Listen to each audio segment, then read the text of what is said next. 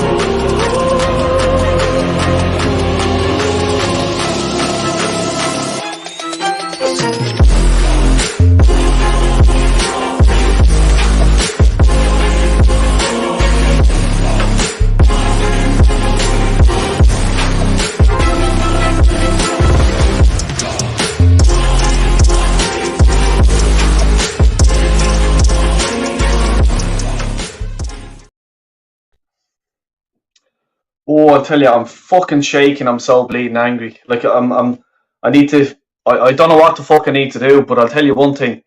I don't know where to start.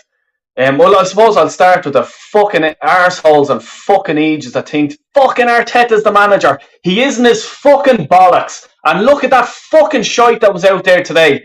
They couldn't pass a fucking ball. I manage a 10-year-old team. They're better passers than the fucking ball and the shite that was out there today. Underprepared. Right, okay, Tierney got injured, whatever. What happened in January, when the January transfer window closed? I fucking said it to everyone. I says, this is going to come back and fucking haunt us. Tonight's the night. Top 4! Ask me fucking hole. That's what you need to fucking do. You know what I mean? This bullshit of this fucking arsehole bleeding, talking, oh, Jesus Christ. Underprepared was just such a fucking underrated fucking thing to say. Like, most of the fans were there on about, oh yeah, 3-1 to Arsenal, 2-0, 2-1, 1-0. No, I was completely wrong myself. I said 2-2. I knew well, Monday Night Football, you're on Sky, Paddy Vieira, you're away to Palace. The Palace Ultra fans will have the place bouncing. And what did they do? They had the place bouncing. You know what I mean? And I thought we'd get 2 goals. How fucking stupid was I? I'm a big fucking idiot as well. This is a fucking joke. He hasn't a fucking clue what he's doing. He's there standing there like this halfway fucking through it when we're 2-0 down. You know what I mean? Do you want to just try and concentrate on yourself, get yourself fucking motivated because the players are looking at all this shite. I don't know how the fuck long that Tavares should be on the pitch. Just put him in the bin now. Please. He would have cut off the fucking... When I take him off, don't sit in the dugout. You go fucking home. Get the bus, the tube, whatever the fuck you need to do to get home. Fuck off. And that's the end. He's fucking done. Who decided to fucking buy money on him? Benfica knew he was fucking dirt. And we still play him. And don't give me all this fucking shite of, oh, sure, Tavares, it's not his fault. I know it's not his fault, but he's fucking shit. He came to the club. Arsenal want me. Fucking happy days. I'll go there and make a shitload of money. These fucking agents want me. Happy days. That's great. You know what I mean? Like, fuck it. I'm lost for words. Like, if someone just turned out, oh, well, Tierney got injured. Where's the fucking backup? We should have had something in fucking January to buy him. And you should have had it planned in November. Jesus, if Tierney gets injured, who will we get? Tavares at Benfica. He's fucking class. He's unbelievable. Please get him. Whoever the scout fucking said get him. Fuck him out as well. You know what I mean? It's as simple as that.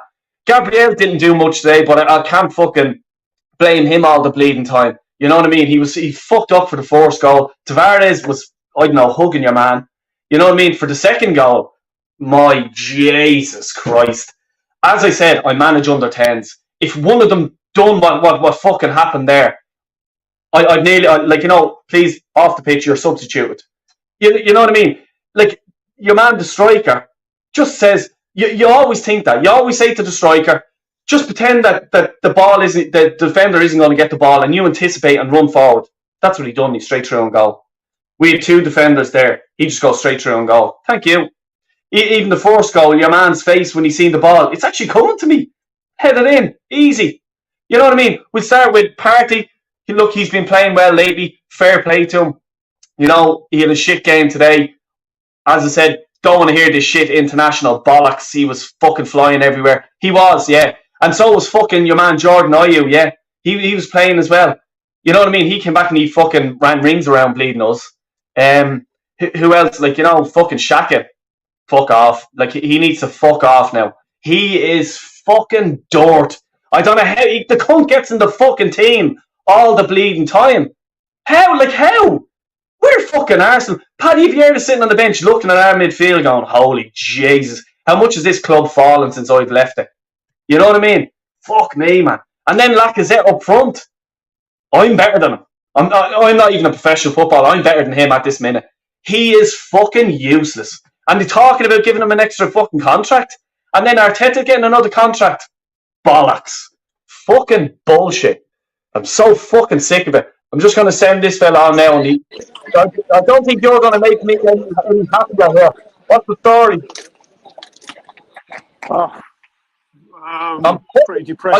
Pretty depressing. I'm livid. I'm fucking so angry. It's just ridiculous. Underestimated. It was, look, the first half performance was the poorest I've seen since the Everton game.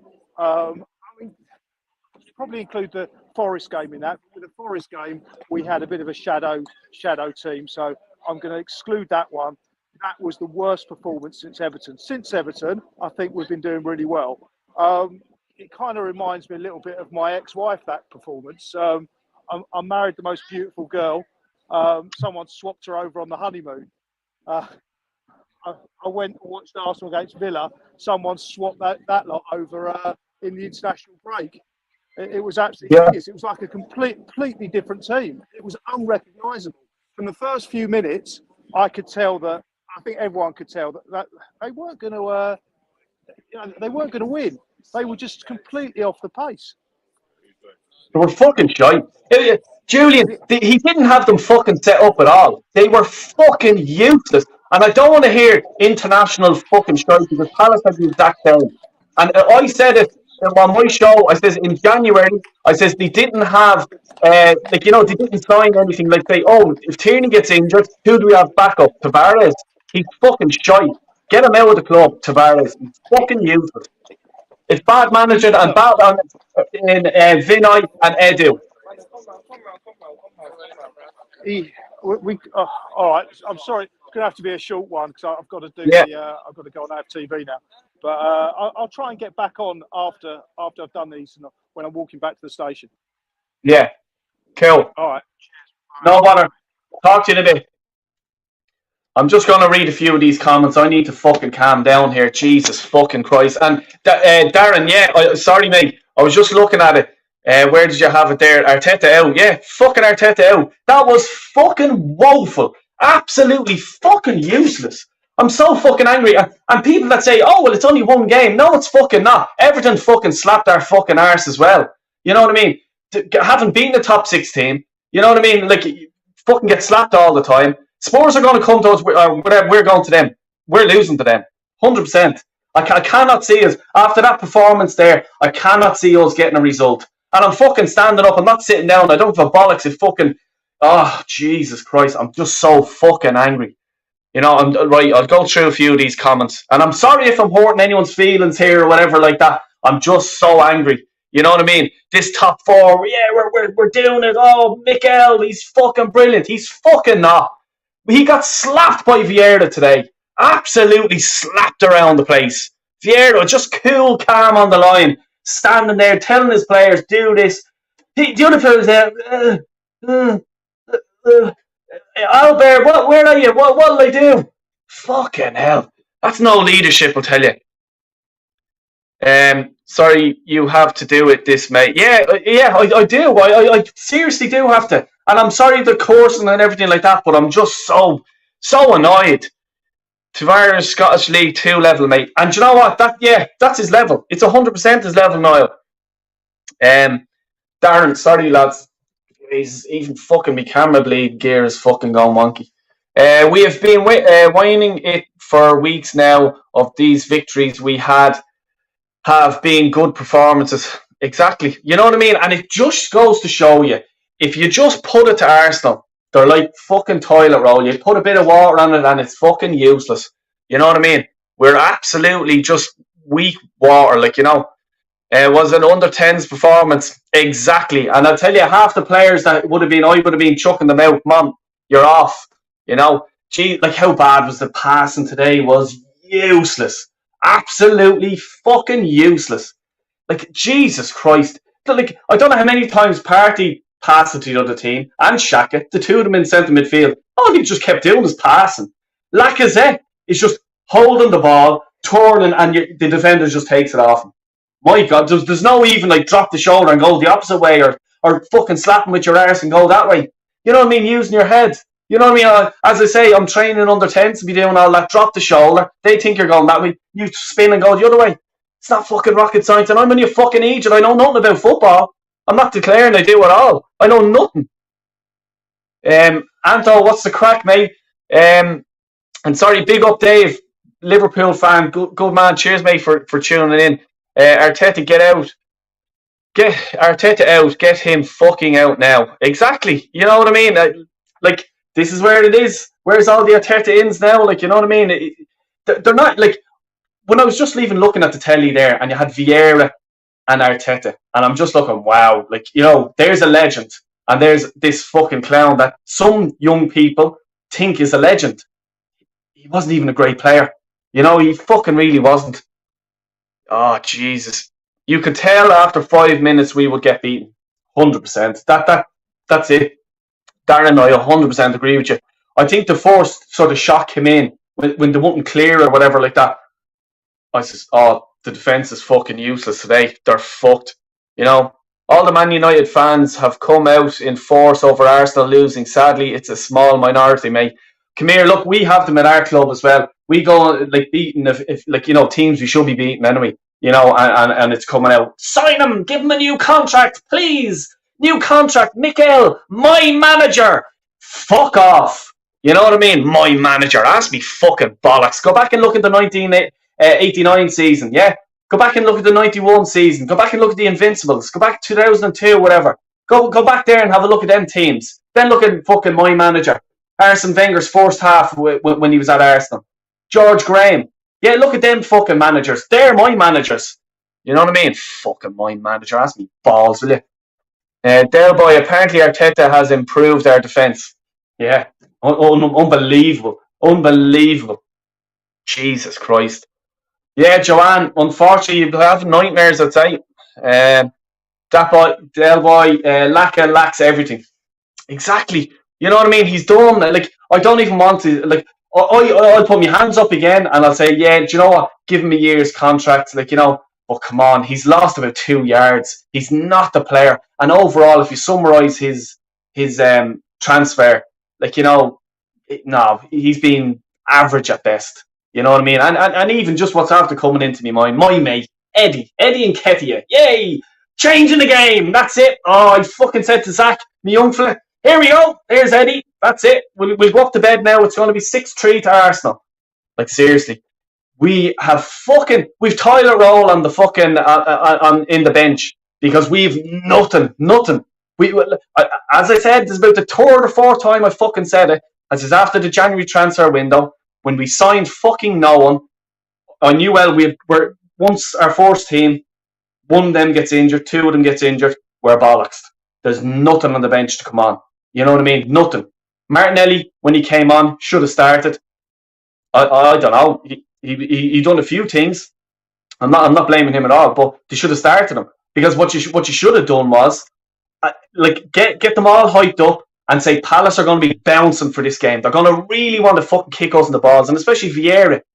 They want to fucking hurt us real quick. Let's get Martinelli on and fucking attack them straight away. Get a few balls in and start whipping them in and fucking getting heads on them. Try a few shots to them. Because their keeper isn't that good, like, you know what I mean? Ramsdale is better, I think. But, like, you know, do it that way. Put them on the back foot. Attack them. No. Let's come on onto us. Jesus, how fucking bad was that? Ramsdale shouldn't have started. Look, come here. Fucking, they were all shit. Every one of them. See the team lineup. I'm not even surprised in the last bloody shambles there. Jake, big up, man.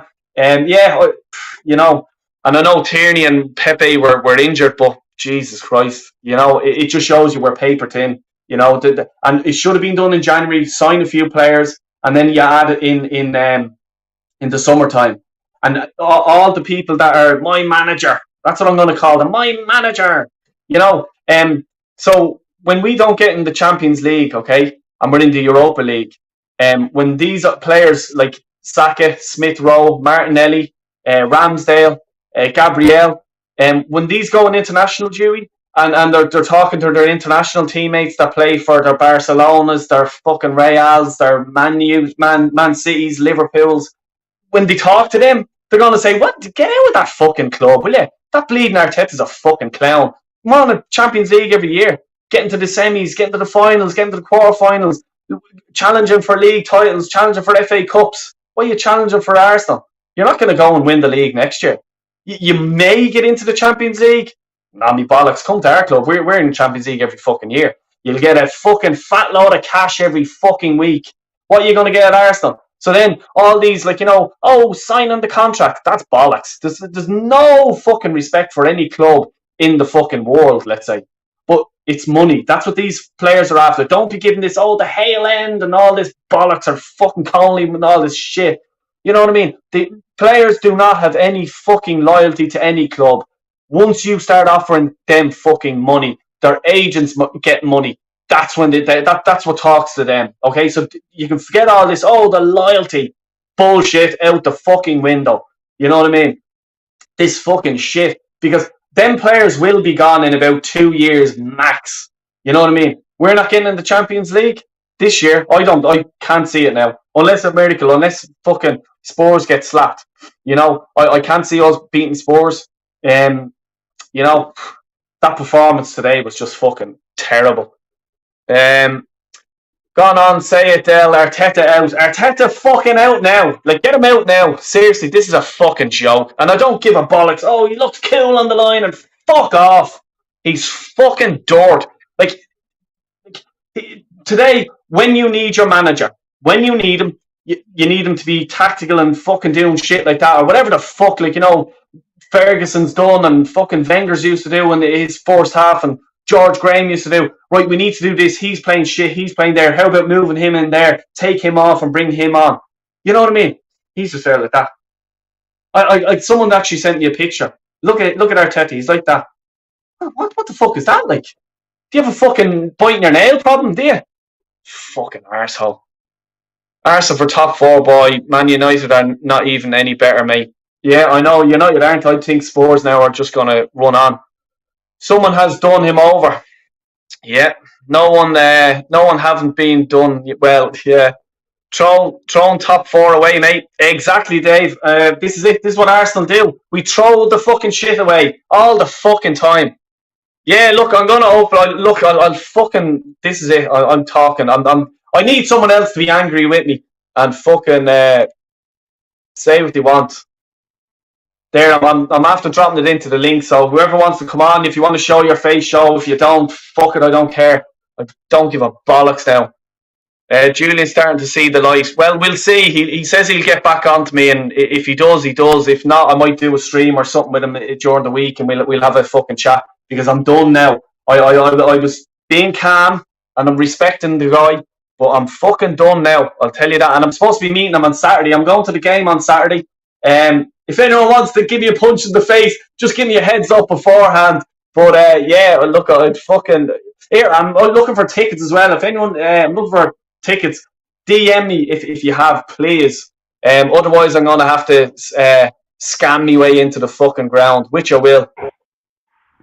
Darren, please help me solve my fucking problem here, will you? Please tell me you have the solution. Yeah, I mean, that was just basically everything that's wrong with our football club tonight. Basically, you've got players there that don't want to be there, Lacazette, Eddie Nketiah. You've got a manager who hasn't set us up properly. He never set us up properly at the start of the season. We lost 3 games. Brentford away, we should never have lost that. The transfers weren't in place before the start of the season. They've got to be in place. It's no good you throwing 9 points away before you even start.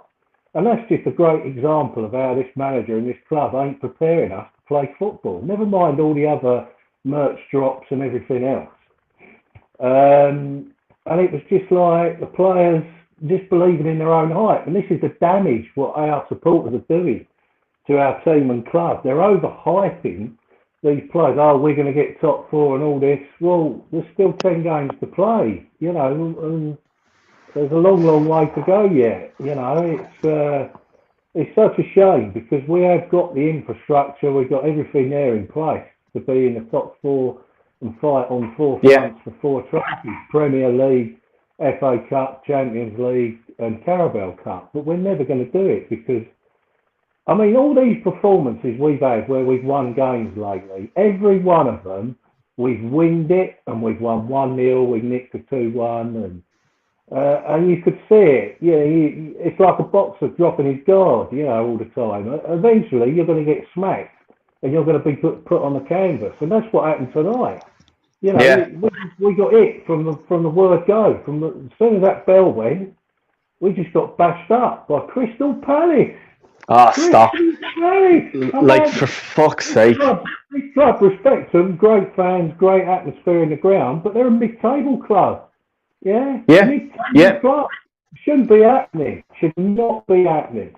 Yet we get half of our fan base that just think, it's a process. It's a project. And the word process and project shouldn't even be mentioned at all. It's not. Arsenal Football Club never has been a project, never should be a project. Never should be a process. Utter garbage. George Graham come in, turned it round in a season. Arsene Wenger come in, turned it round in a season. Yeah? This bloke, he's doing his scholarship. He's doing his apprenticeship. Yeah? Fucking... It seems to be more important than everything else. You know? Yeah. But there you go. Darren, it's just fucking... Like, I don't know where I read it the other day, or someone was saying it, and they were 100% right. Like, at least Vieira had a bit of experience. You know what I mean? Arteta just fucking got out of a bleeding nappy and fucking into a job. How the fuck? That should not be... It shouldn't be happening, as you're saying, at this club. There's no fucking way. You have to earn your stripes, and then you come into managing. Would you take Vieira? I would do. I would take Vieira. I mean, I don't think it's ideal because the bloke is a legend, and I'd hate to see him sort of not quite get there and that. You know, maybe he could do another couple of seasons in the top flight. But right now, I think most fans would say, you know, just get Vieira in to replace this guy because, you know, I mean, nothing against. I mean, I know we all have a laugh and we get online and that, and Arteta this out and everything else. Nobody likes to punish anybody or be nasty or especially to your own. The bloke has played for Arsenal club at the end of the day. You know, he's won an FA Cup with us, but come on, let's be sensible. Let's be serious about this. This bloke, he's learning his trade. We can't afford that now. We've got Newcastle coming up with more money, you know, and we're just going to fall further behind. And where do you see us now in the next few games after this? Because that is going to take something to pick them players up for Saturday against Brighton. Yeah, I agree with you, man. And I'm just going to add a few people in here that have been waiting along. I'm going to go to Cheeky. What's the fucking story with you? Fucking Arsenal suck. That's the story. Oh, mate. Fuck me. What did you think of it? It was disgusting. Absolutely disgusting. Let me tell you something, all right? I'm a big NFL guy as well. I'm a big Baltimore Ravens guy. If that happened, if that scorelines happened to the Baltimore Ravens and I was the coach or the defensive coordinator, Jesus Christ. I wouldn't even allow the team back into the locker room. I would leave them out there and throw them out on the street. Yeah, fucking. That's what I was saying earlier on. I don't know if you fucking seen me. I says Tavares and his fucking agent, walk home. I'm not even giving you a fucking pound for the bleeding ticket. Get out of the bleeding club. You know what I mean? Honestly, Jamie, I'm just going to go to you, a Liverpool fan. Now, don't come here. I'm not in the bleeding Euro. You've been fucking talking about league winning and all this shit. How you doing, mate? Yeah, I'm doing good, my man. I'm doing good. Look, I've been on your channel before, and I said I think Arteta was doing a decent job before, didn't I? And I said that just letting go and see what he does. And My worry for Arsenal now, I've been thinking about it, been watching Arsenal lately. Now we're coming to the end of the season. I'm sort of sinking it all in, looking at Arsenal and what way they're going forward. And I'm thinking, Arsenal have really only played one game a week all season, and they've not got fourth place tied up yet. And they have got a decent side. I don't know if it's top 4 quality squad. Not even But close. they have got a decent side, and playing once a week. Not even close. No, and playing once a week has helped. Not even when close. you play once a week, you can get in trading and do more training sessions and things like that. And it does help. Look, Liverpool had that time when we went in Europe. We got fourth place, and we went on from there. But the difference is we had Klopp, and you got Arteta. Yeah, I mean, it's like, Look at the first goal, Jamie. Look at the first goal. Ben White gives a free kick away. They scored off the free kick. What is Ben White doing? He's doing this. Ben White's a strange. He's absolute shite. What the hell was that? I look absolutely tiny. Hang on, give me a second. Oh, that's bad. I still look tiny. Don't know what's going on. I'm not really a midget, guys, just to let you know. You're a big lad. You're just showing how low Arsenal are on the table. But no, Arsenal, I worry about Arsenal next season because they are going to get into Europe. Don't know what one. It's going to be one of the European places. It's going to be Champions League or Europa League. So it's going to be one of them. Bayern Munich 9, Arsenal 0. And they're going to play more football next season. And I think where Arsenal have benefited this season is that the likes of Leicester aren't the Leicester they've been the last few years. Everton, they're scratching around for relegation. They're going to get relegated. I said it. I said this to you, Jamie. They're going to get relegated. Oh, yeah, Everton have gone. Oh, it's hilarious. Man United are, Trash. It's gold, ain't it? Man United are not the team. Spurs have only just decided to wake up from their hypersleep. I don't know what's been happening to them, but all of a sudden they've woken up. And now, unfortunately, your arch rivals are the team. Are they sitting fourth at the moment, ain't they, on goal difference, I think? Yeah. And the thing with Tottenham, man, they can score goals now, can't they? Their front line is quite a scary front line. And my problem with Arsenal right now is Arsenal don't score goals. This is Arsenal's problem. They haven't got anyone to score goals. Too much pressure on Martinelli and Saka, the young players. Exactly. Too much pressure on their shoulders. You can't ask Martinelli and Saka to carry a team. It's not fair to them. Lacazette. He plays Lacazette up front. He plays Lacazette up front, who's leaving in the summer. Yeah. Right. Yeah. What's up, bro? He looks for gifts from the referee. Lacazette was looking for a gift tonight. Good. Throughout them 90 minutes, all he did was roll around on the floor in the penalty area, basically looking for a penalty from the ref. Easy win, nice penalty, gets back in the game. Because he's up there on his own and he ain't got no support.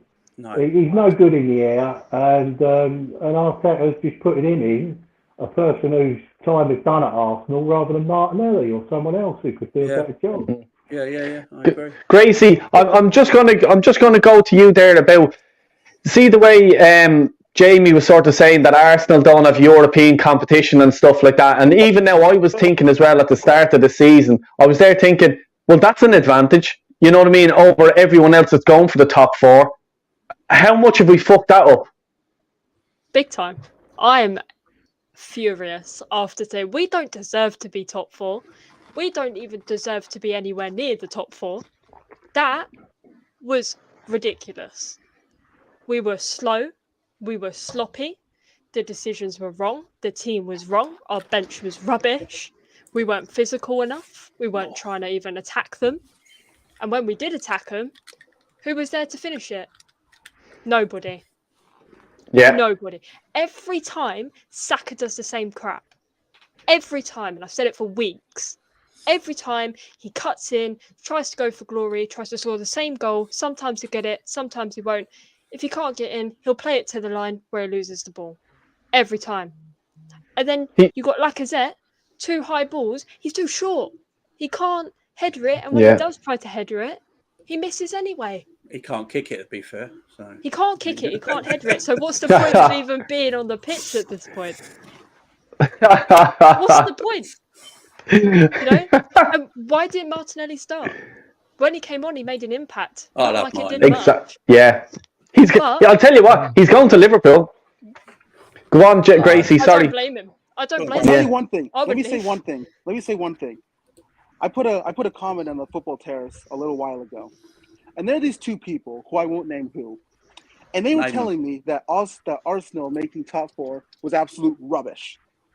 Well, I'm not sure where they are now, but come face to face with me, and then we'll talk. Because apparently these two people think that Arsenal are in the top 4 race and all that BS. After today, what the F?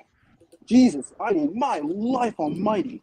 I mean, honestly, I'm not letting any team members back in that locker room. Any of them. They can all go out. They should walk home. In fact, you know what? They shouldn't even walk home. They should just leave. They should just be left on the damn street. That was pathetic. I know. Come here. I'm going to get Stephen in here. Sorry, Stephen. We have to just get through a few things. What's the story, mate? Thanks for coming on. Can you see the light? No. What was more draining? My mum's birthday party or watching that? I'm telling you, and I stayed up later that night.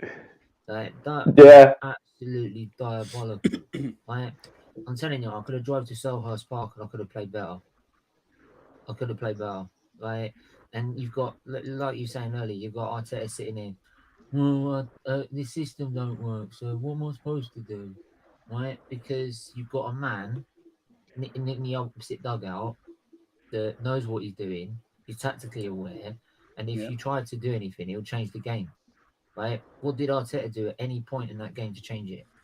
What? Some substitutions for players that are dog shit in Ketia? What's he gonna do? Oh, stop. You know it's a lost cause when you're finding Ketia on the pitch, right? And the first goal, 4 of them all sitting there ball watching, right? 4 of them, not just Ben White, the whole 4 of them. Right? The second goal, what the fuck is Gabriel doing? I've not got he's trying to do Moses parting of the sea, right? And then you've got the third goal. I knew as soon as Zaha checked back, he's looking for Odegaard to take his legs out. What does he do? Take his legs out. Yeah. What a surprise. I'm surprised the referee took that fucking long to give a penalty. Well, maybe it's because it's Zaha and he's usually used to dive.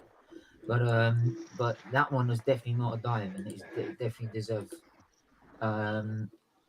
deserving of a penalty. Right? And that just summed the whole evening up in general. People keep saying to us that we're negative because we don't back the team to get top 4. No, I back the team to win a title. Right? I'll explain it simply as this. If 3rd and 4th place in a World Cup game, do you see any of those teams celebrating that game no matter who wins it? No. Yeah. Why? No, They finished 3rd or 4th in the tournament. So why expecting me to finish 4th and start celebrating it? I'll celebrate it when we win a title. And the reason they don't like it is because they know this manager will never get fucking anywhere near it. Simple as that. Yeah, you're 100%. I'll get us closer. 100% right. I just something else too. I just want to say something else too. The excuse would be, "Oh, we had to play the FA Cup or all that." You're not even in the, that was just. And then it's a fucking joke. Yeah, and if by some miracle, you qualify for the Champions League, the champions, it'll be, we played in Europe, we had to travel home. Bullshit. Yeah. Bullshit. I don't want to fucking hear it. Mate, it'd be we'll call it the Fraud Champions League if we get in it. Yeah.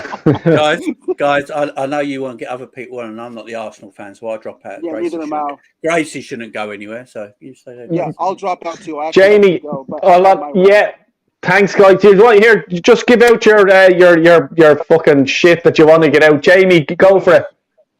So yeah, you can find me on Jamie Phillips Football Chats on YouTube. We're doing Liverpool watch along tomorrow, Real Madrid Chelsea on Wednesday, loads of other weird crap on Thursday and Friday. Well, I'll jump on Sunday.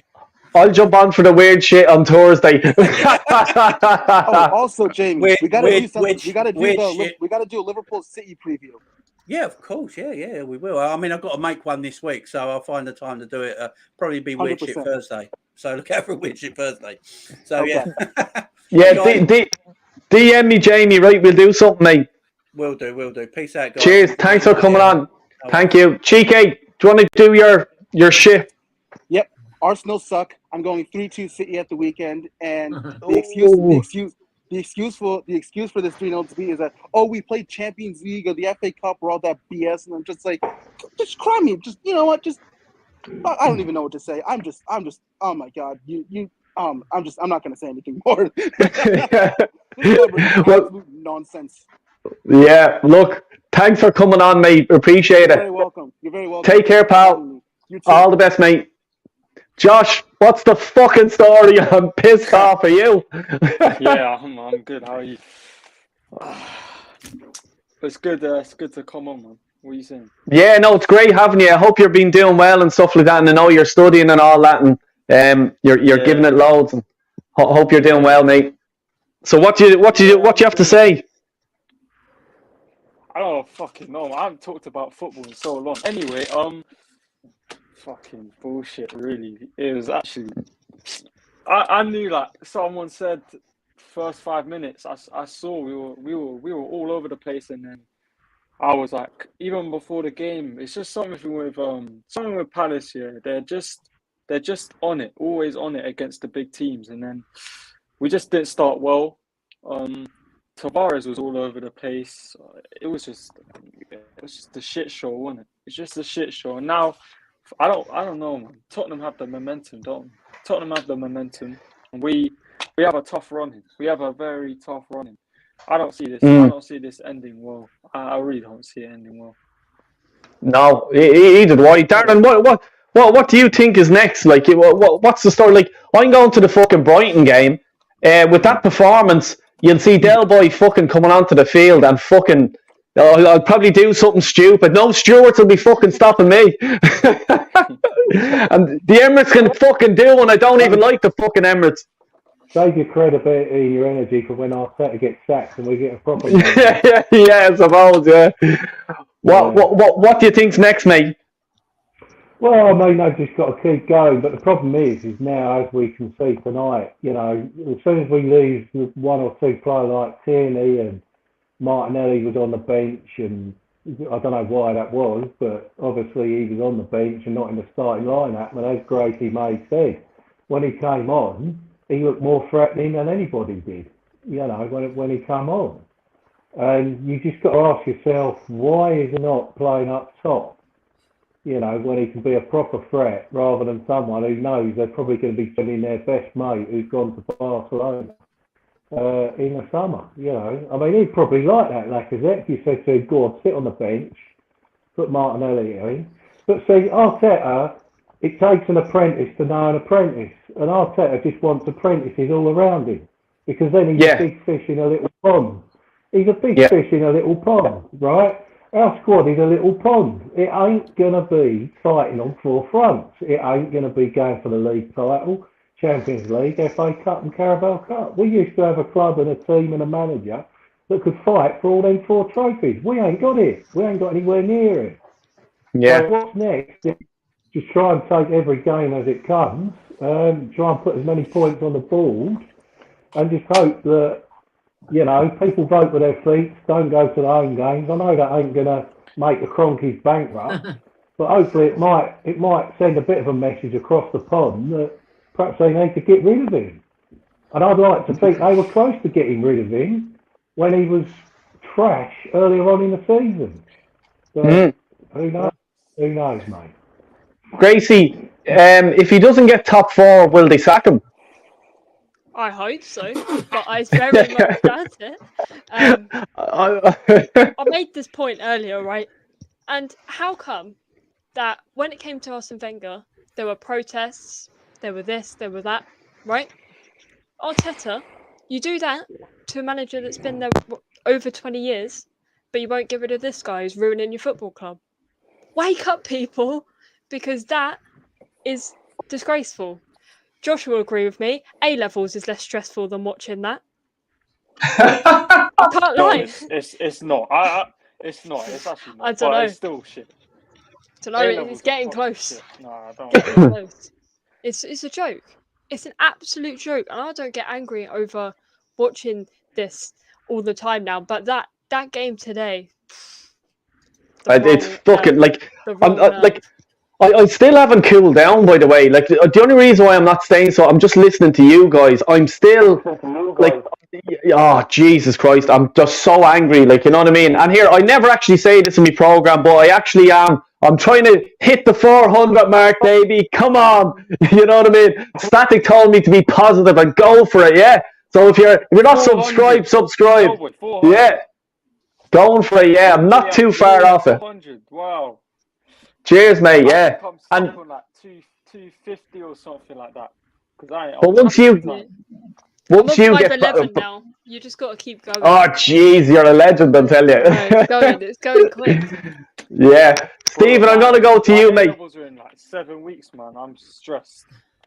Well, here, look, I have a shitload of stuff to do in the summer if you want.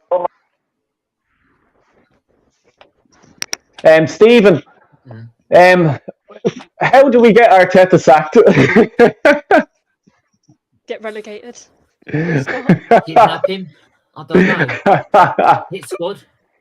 Get rid of him. Look, even if we didn't finish top 4, like they were like, well, at least we were in the fight. Like that's the thing. That'll be it. We'll at least we're in the fight. We don't have a squad that should be anywhere near it. Right? I had a fan that was literally last night. He couldn't stop going on about Arteta's praises. Wouldn't actually give me let me speak on a month of Sundays. And I'm sitting there saying, right, okay. So some of the stats you just said out is wrong. Saying like we've had a better goal scored record. No, we ain't. Goal defensive record. No, we ain't. It's not better this year. And plus, if you want to jump up and, like I keep saying, if you want to jump up and celebrate top 4, jog on. Like, I'll give you a little trophy. Like, you can sit there, like, if you want it gold as well, like Arsenal Fingers, you can sit there with your full spot trophy, right? I'll go celebrate when I fucking challenge for a title, right? And the reason they don't like that is because they know deep down this manager's not got the bollocks to do it. He ain't got the minerals. Right? He hasn't got the minerals to get us in a title race. Simple fact. Right? Because he's just been bested by a guy who's had half the resources, half the training facilities, right? Has not got the fun backing as Arsenal would give him. And yet he's been nearly battered in at our own stadium by him, and it should have been a defeat. And then he's been outplayed away, right? Because he's more tactically aware of what he's doing. Yeah. Right? And I said after the first game we played him, right? He had instilled in 7 games, what Arteta couldn't do in 2.5 fucking years. And it shows on that pitch tonight. It's just got to even string a fucking pass together. Yeah, exactly. That's what I was saying. Ball to someone. That's how shit it was. Like, Gracie, I'm just going to go to you with this one, right? Like, how the fuck can we go? Like, we done okay against Villa, and like obviously before the international break, but then the passing today was, I'm sorry for saying it, was fucking useless. How do you go from that? Like, and I don't want to even hear you. I know you won't say it, but the international break, no, because Arsenal players are not the only players that have international players. You know what happened? You know. I don't even know anymore. I haven't seen it before. I have not seen from going one extreme to the other that quickly. International break weren't even that long. Half our players didn't play in international break. You know, like what is going on? What is happening in that dressing room and in training? Most of them, they even played a friendly in international break, and you still perform like that. And we played an international break where some people scored hat tricks. Not today, Dave. Lacazette. Shows your level, doesn't it? But you This is can't- it. Just what is going on? It's- Alexa's even angry. My Yeah, Alexa's yeah. now going. It's all happening at once. I'm Yeah. fuming.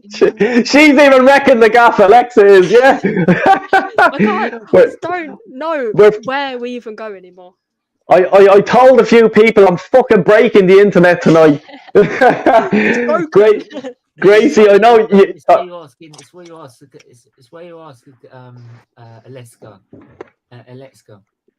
Sorry, is where you It's where you ask. So, what's John Arteta's job description? I mean, being a fraudulent manager. It's just cannot be found. Yeah. Right now.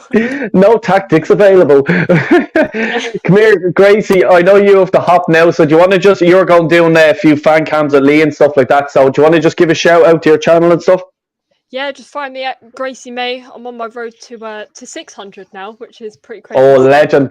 That's, well done. That's the goal for the end of the month. So hit that up, people, if you're not already. And yeah, I've got to drop my fan cam, and then I'm not on with Lee tonight because it's a bit late for me, and I've got got a few bits to do, and I've got to edit things and all sorts. But my final words would just be Arteta out. I don't know who I am anymore. I don't know what this team's doing, and that's me. Big up, Gracie. Thanks a million for coming on. And look, we'll do something during the week or something like that. Defo. 100%. So yeah, thanks a million for coming on. Cheers, mate. No worries. Take care. Bye bye. Actually, I just noticed Alexa would have probably done more on the sidelines. Yeah. They actually work Do you know? out a way of getting around them. I think that's what fucking AirPod Albert has in his ears. Alexa, what do we do next? yeah. Josh. No, I'm sorry. I was looking at this his face. His says Arteta's moaning to him, and he's like, "Why don't fucking know? You want to?" Yeah, Josh. So, what did you think of, let's say, the last few games at Arsenal compared then to this crap that you've seen tonight? Yeah, like I don't know what went wrong today. Like I don't understand. We couldn't string a pass together. Couldn't string any passes together. We were just sloppy. Every time I noticed every time we did make a pass, they were on it straight away. Gallagher was on whoever received the ball, they were on them straight away, intercepting it quickly. And we just couldn't handle it. We just generally couldn't handle it. And like the teams that we've beat these last few months, we've played well, but we ain't been properly like they actually came on us properly. That's the thing with Palace here. Vieira's got them buzzing. He's got them going. Yeah, I knew today was going to be tough. I don't know if I thought it was going to be this bad. Definitely not. But I don't know where my head's at right now because I haven't really been focusing on Arsenal because of other reasons. But it's just like I don't think we'll get top four. I genuinely don't think we'll get top four. And if we do, look, it's not the be all and end all, but it's decent. It's a decent goal. Only if you use it as a sort of a stepping stone to better things. But I just don't think we will. I think Tottenham have got the momentum. I think they'll be getting top four. I think they'll beat us at their ground, which is big in itself, and their running is just a lot better than us. Yeah, it's like look, David, Darren, the Palace were just prepared better. Vieira had them looking that they wanted to do stuff. Don't mind the camera here, folks. Fucking hell! But what did you make of Palace in the first 5 minutes? They were well up for it. Yeah, I mean, they were quicker to the ball than us. It just looked like our lot just were going through the motions, really. There really ain't much more you can say about that. I mean, Odegaard, a lot of them dropped stinkers, didn't they? I mean, is there anyone in that team today that can come out with any credibility? Ramsdale, is that 3 goals in? Yeah. Cedric was a disgrace. All of them. Ben White, Gabriel, very poor. All Xhaka. I mean, we all know he shouldn't even be there. Yet he's there every day. He's there every game. He's probably the first name on the team sheet. It's a fucking yeah. It's a fucking joke. And come here, Jack. What's the fucking story, man? Now, to here, don't be bleeding giving me loads. I'm not in the humour. He's a Palace fan. No. Only I messing, know mate. I'm a Palace fan. I know what it feels like to be upset. Yeah. So, we beat you playing simple football. Getting the fullbacks overlapping, the energetic man in midfield. When you can't play out the back, route one up to Mateta. And Gabriel and White couldn't get anywhere near him. Yeah, Easily took it 100%. down, laid it off to people. So that's what. I mean, that first goal, right? That ball, first of all, Ben White did a cheap free kick away, kicked Zaha. That's the first thing that goes wrong for us. Then the ball gets whipped in to the far corner. Now, Tavares is a big unit. There's no way him or Gabriel should be losing the first head in the box. That's their job. That's bread and butter stuff. They lost. And then it come across and it's 1-0. It's a bad start, isn't it? Yeah, I don't know what Odegaard was doing for you though, tackling Zaha like that. Oh, Zaha was going away from the goal. He knew exactly what Zaha knew exactly what he was doing. He knew. 100%. Yeah, 100%. One simple putting your foot on the ball and turning the other way took 3 players out and fooled one into making a foul. Yeah. This is the thing, like, you know, it's just like, how did you feel even before the game? I'll tell you, I don't know, I didn't even do any sort of what you call it, fucking preview or shite like that. But I knew well. I said to myself, I says, right, it's Monday night, we're live on Sky Sports, we're away to Palace. Paddy Vieira is in fucking the opposite manager's fucking dugout. I says, this is a recipe for either Arsenal to lose or we'll draw. And I was going for 2-2, and I actually thought we'd fucking score 2 goals. How stupid was I? Jack, how did you feel the game was going to go beforehand? Well, this last season under Roy, I would have quite easily said we'd lose. Because just the way we used to play and sit back and stuff. But under Vieira, we actually give teams a game and actually go forward and try and play on the front foot.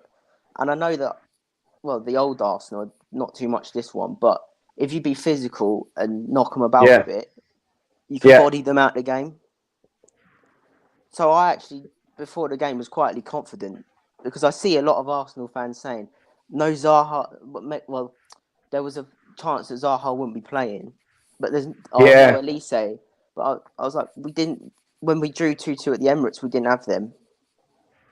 Yeah. And we quite easily could have won that game. And from that Palace to this Palace that you see tonight is completely different. We've been playing like that for about 10 games on the spin now. Unbeaten in 7. Like I was the exact same as you. I didn't care about like who was injured or whatever. I really didn't. No, you play the game. Exactly. You play the game and you have to go with it. And like, how good of a manager is Vieira? Like you see in and out the tactics and every sort of thing that he does. Like is he good? Is he Arsenal good? Let's say. Yeah, but he hasn't actually changed much of football if you think about it when he comes to Palace because he just made good managers. They don't have a plan B. They just make plan A better. Sorry, just before you go, I'm just going to drop off. No bother, Steve. Do you want to just give a shout out to your channel there, mate, before you go? Yeah, it's TV doing Arsenal football content. Every stream we do, we raise money for Children's Liver Disease Foundation. And also we have an F1 channel as well, which is SVD F1. So come and make sure you subscribe both to them as well. So yeah, thanks for having us on. Yeah, no, Stephen, cheers, mate. Thanks a million for coming on. All right, cheers. I'll chat to you soon, pal. Bye. Bye. Yeah, don't worry. I'm gonna have to cut. Yeah. No bother at all. Do you want to give a shout out? So you can go to catch. Yes. Yeah, I mean, my channel's called Big Josh. I'm posting fuck all at the moment, but that's just because I'm in my final year of A levels. Got to focus on that. So I might do a few shorts here or there, but the proper content will be back in the summer. I think hopefully in the summer I'll be making proper content. But Doughboy, if I'm ever about, I'll definitely hop on a stream and say hello, etc. But until then, just Take Yeah. care. 100%, mate. And look, when you're back at it as well, I'll get you on my channel and stuff like that, and we'll go from there. Thanks for coming on, pal. Yeah, of course. All right, take care. Bye. Take care. But yeah, Darren, go, Jack, yeah. Like I was saying, like when good managers come to teams, like Vieira's nowhere near like the top level manager yet, but they don't have a plan B. They just make plan A better. Yeah. And when Vieira's come to the club, he's just had his plan A and worked on plan A. It's simple football. He hasn't like made any new styles or anything. It's just simple football. Where Roy was pragmatic, he's very much on the front foot with young quality players. Exactly, and they want to play with him. Like, you know what I mean? It's like, you know, they know how much of a legend he was, you know, and in the Premier League and stuff like that. Darren, I'm going to go to you now. Just let's say with the next few games we have, and I done a thing. One of me fucking streams. I don't bleed now. But anyway, one of them, and it was the next few games we have and stuff like that. Obviously there was the Palace game. We have Saturday's Brighton. We have Southampton, and then do we have Chelsea? I think then it could be. Correct me if I'm wrong, someone. But out of the let's say the 3 games coming up, the Brighton, Southampton, and the Chelsea, how many points do you think we can get?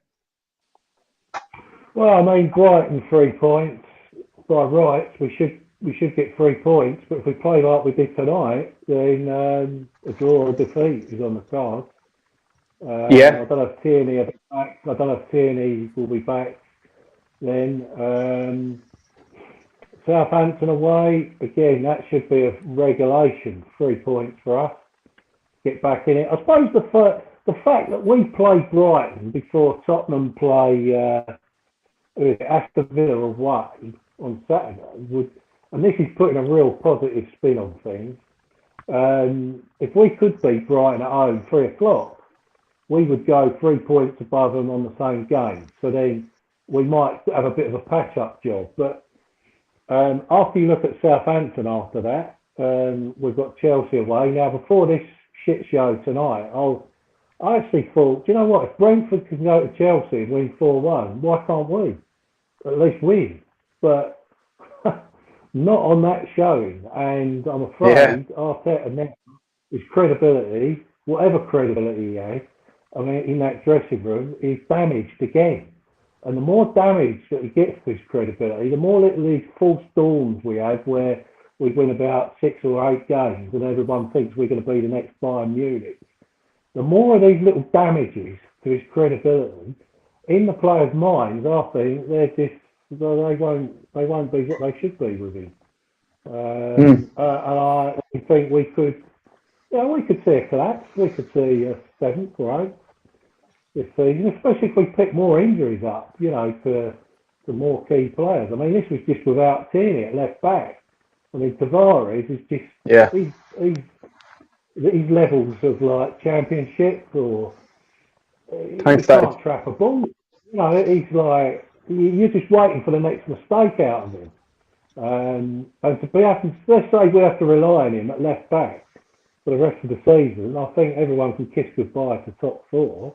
It's a pipe dream, really. So in terms of points, I mean, I'd say at the minute, if I was being honest and grounded about it, 6 points. I can't see us beating Chelsea, you know, because we're just going to need a better performance and tactical setup than what we did tonight. So on that note, mate, I'm going to have to sign off. Thanks so much for having Cheers, mate. Yeah, 100%. No problem at all. Thanks, Darren. Talk to you soon, mate. Bye. Can I just Jack, ask, though? Go ahead, yeah. Obviously, Tavares' last game before tonight was against Forest, and he got hooked after 35 minutes. He's been hooked again tonight at 45 minutes. If he's lost all confidence from the Forest game, his confidence is going to be nowhere, and you don't know how long Tierney's going to be out for. Yeah. So if you're relying on him, it ain't a great situation. I don't know if you've seen the start of my stream, I fucking lost the plot. And whoever hasn't seen the start of it, I'd recommend you go back and have a look at it, the first 5-10 minutes, because I absolutely lost the fucking plot. Now, Jack, you're after making me realise we are bollocks in left back, and I'm going to start losing the plot again. And not at you. This is nothing to do. Oh, fucking Jesus Christ. Him, right?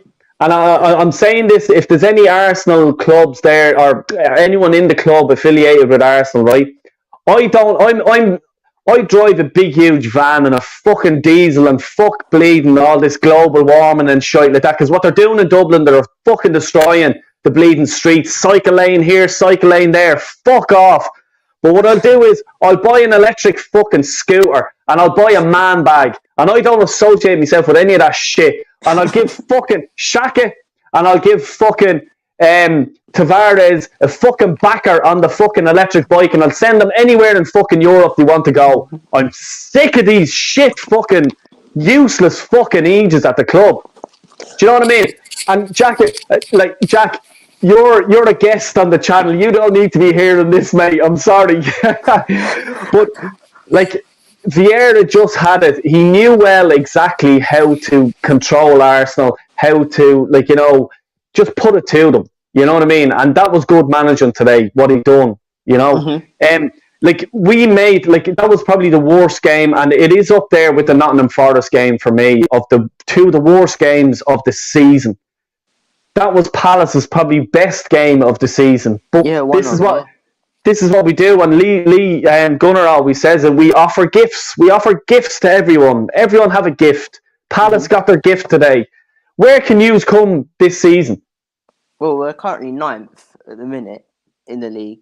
Obviously, I think it's Leicester behind us, have 2 games in hand. We've got to play them. But 9th place is on the cards, and I would have taken that 100%. Because as Gary Neville said before, and I don't agree with Gary Neville a lot of what he says, but he says that top 8 are kind of in a league of their own, in terms of they're most of the clubs with the biggest budget and have the most experience, you could say, of being in Europe. But I would have taken 9th place at the start of the season. A lot of Palace fans didn't want Vieira at the club. I could say, me included, I'd wanted someone with more Premier League experience, but because he's worked at the youth at City and he's got experience, he's worked under big name managers before, they all take that stuff in. So I'm more than happy with what he's done. Like even beforehand, he was linked obviously with us before Arteta was involved, and I didn't want Vieira at the time myself.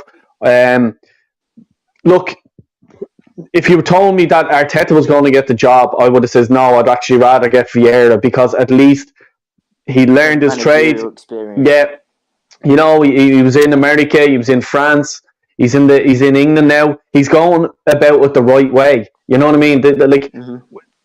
We're not a project, and this isn't we're great, we're Arsenal. It's let's say we are a big club, we've supporters all over the world and stuff like that, and we shouldn't be gambling with a manager. You have to go big, get an elite manager in, and then start your base and start to rebuild that way.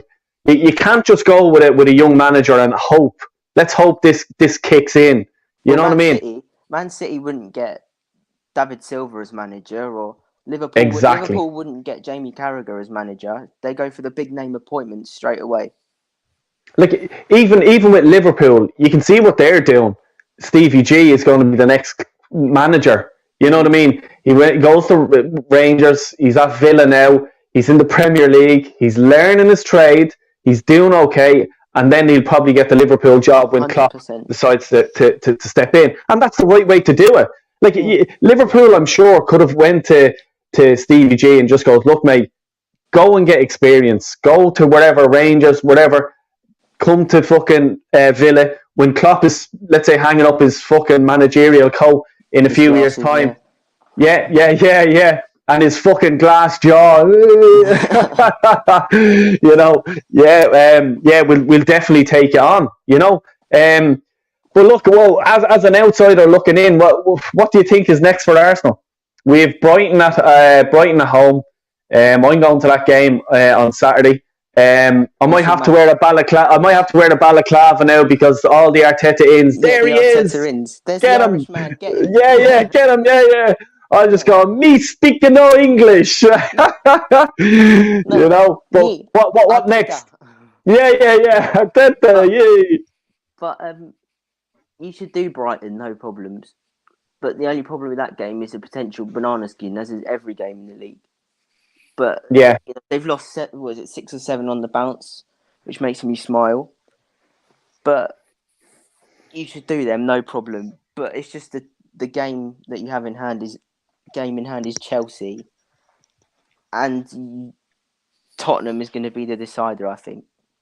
But I don't think Tottenham will slip up with Conte. I don't think he'll allow it. I don't even think it's going to come down to that game, to be honest with you. What's the story, man? How are you? What's the crack? What's the The bleeding story. I thought Chelsea getting embarrassed was one thing, but you guys made us look good. How you doing? You all right? Mate. I'm fucking not well at all. I don't know if you've seen the start of my stream, but Jesus Christ, go back and watch it. I'm fucking losing the plot here. Yeah, big up to Crystal Palace. I bigged up Brentford. Yeah. These guys came and played, and you have to give them credit. They took advantage. I hate the games after the international break. I think for Arsenal, you were on such a good run. And when you're on a good run, the only way you can ruin a good run is international break, because you don't know what to expect from the players. But regardless, you have to give Palace a lot of credit. I think they're a team that's a bit of a yo-yo team. They can beat anyone on their day, and that's the type of team they have. They can capitulate, but they can also beat you. And they're a bit like the Pakistani cricket team. You don't know what to expect. They're so unpredictable this season. So it doesn't surprise me that they came away with the win, and it's definitely made the top 4 a lot more interesting. Spurs are back in it as a result. And I've said to Chelsea fans, I go, if we lose another 2 games on the bounce, I go, we might not finish top 4. We have to be honest about this. We've got to win.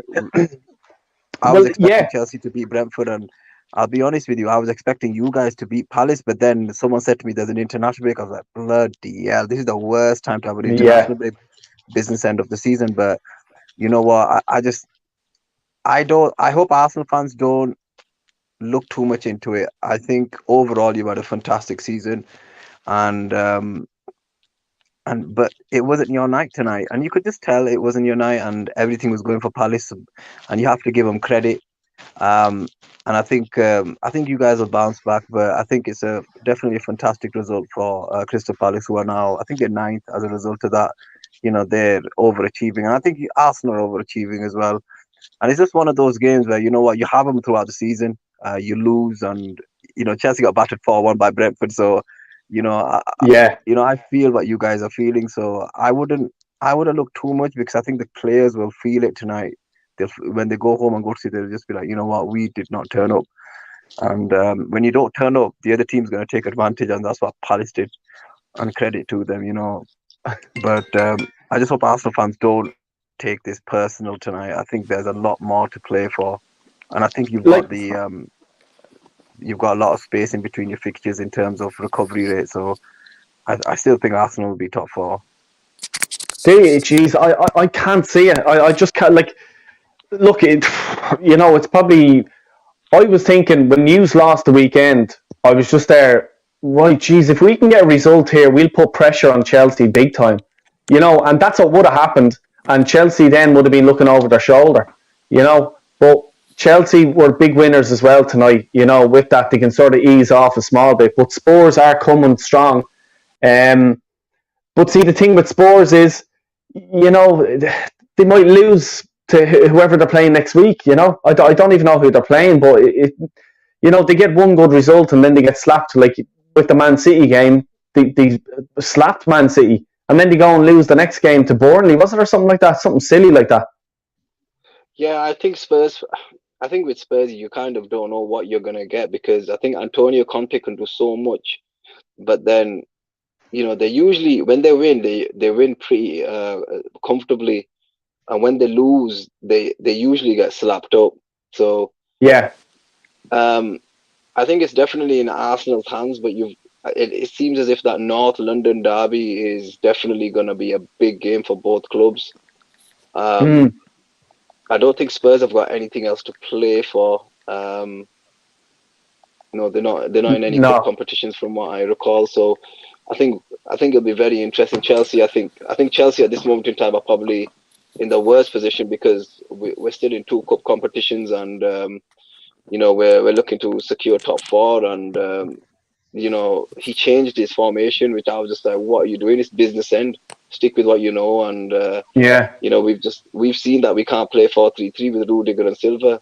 It made no sense yesterday, and I think Arsenal, I think Thomas Partey, that injury, I think that kind of killed your midfield, and that might have had an impact in terms of confidence. And I think Crystal Palace just they turned up today, and their fans have probably gone home thinking, we just smashed them, and they're going to go into a lot of confidence into the FA Cup tie against Chelsea. So, but yeah, it happens, doesn't it?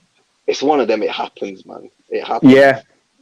Like, it just sort of reminds me of the Nottingham Forest result in the FA Cup. It was just the players were useless today. They couldn't string passes together.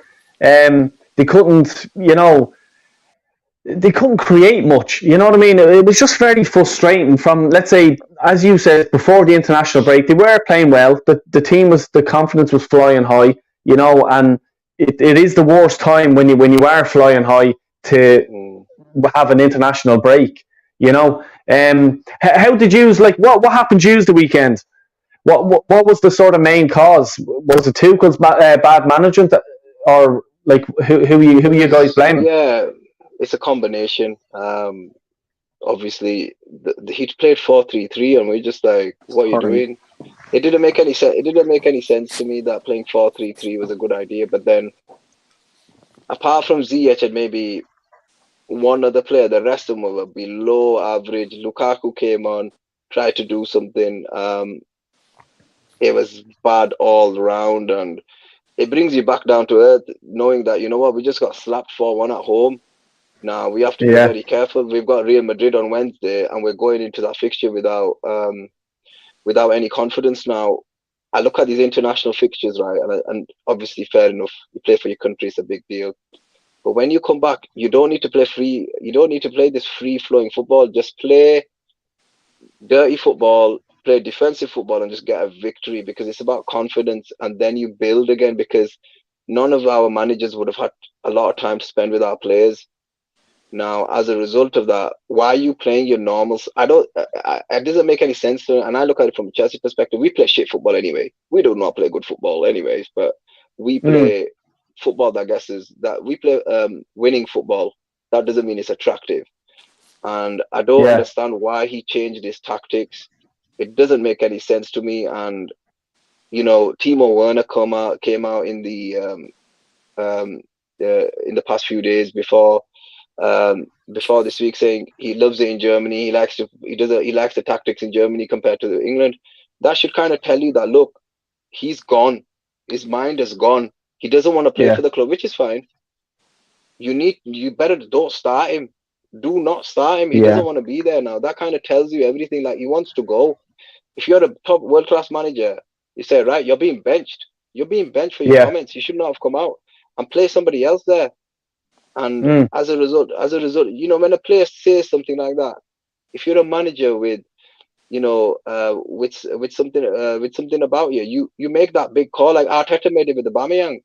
You make the big call, and Tuchel didn't do it. He still played him, and I'm just like, and I'm a big fan of Timo Werner, but he can't start anymore. You just can't. I can't play him, and he did nothing, mate. Del Boy, I couldn't even give him a 2. Honestly, did nothing all game. He did, honestly. Well, what would he expect? Worse than your lads.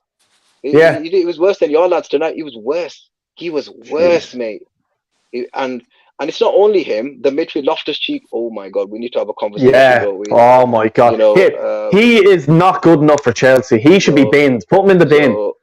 We had him on loan once. He was incredible. Yeah, for fuck's sake. We need to have that conversation at the end of the season, because we don't know what's going on. I'd have rather have played Ross Barkley. at least he'll try. But it's just one of them. We should not have played that formation. We should not have played Timo Werner, and we need to go back to playing the way we were. You know, Rudiger can't play in a 2, but you put him in a 3, the guy's phenomenal. So ultimately, you know, it's a combination of both. But Tuchel, I blame Tuchel overall for that loss, and you have to call it as is. You have to blame the manager sometimes. I'm not saying I want him out. I still believe he needs 2 more years to get this Chelsea team competing, and that's, you know, that's me saying it. I don't think we'll compete next season, and we won't compete the season after, and then maybe the season after we might a little bit, but depending on what happens with the ownership, we might be where Spurs and you guys are, maybe even further away. We don't know what's going to happen, so we've got to try and win something this season, because it might be a long time before Chelsea fans, especially this new generation, sees silverware. So look at this. This is ridiculous, man. This is, you know, I don't like comment. Look at this. I get it. You don't like your owners, but saying Edu out, Arteta out, are you mad? Are you absolutely mad? Phenomenal. Are you mad? Absolute stupidity, man. That's what I don't like, man. There was I don't know if you saw Munzi's channel earlier on today. There was a Spurs fan on it, and he was ridiculing the FA Cup. He goes, "What does that win you?" And I couldn't believe he was a Spurs fan. I was shocked. Fuck's sake. Jesus Christ. Like, especially them, like, you know. Go ahead. No, I was just, and I typed in, I go, this guy's got no respect for a trophy, and that's why you don't win anything. The only trophies that matter to him are the Champions League and the FA Cup and the Premier League. And I said, you've got no chance of either, because you need success. You need to breed success before you go and win something big. I go, you can't just go and automatically win it. And honestly, it's unbelievable the stuff that he was coming out with. And I just thought, this is why you guys have not won anything prior to 2004 or whenever it was, when they won a League Cup, or 2002, whenever it was. And it's just the disrespect. And I think that's Chelsea might be there. And I was there as a teenager when Chelsea did not have Roman Abramovich there. So I can go back to that. I don't think the new generation Chelsea fans can, but but you know, with these Arsenal fans, some of them are so emotional. They start throwing their toys out of their pram straight away after one. Look at the run he's been on. Look at the run. You guys have had a phenomenal season. You're overachieving, in my opinion. And he's taken a bit of a gamble, which is fair enough. They've taken a bit of a gamble, and then let's see where you end up. I still think if you finish top 6, you've done well. Finishing top 4, I think, puts a lot of pressure on you guys next season, because you need 4 or 5 quality players to come in.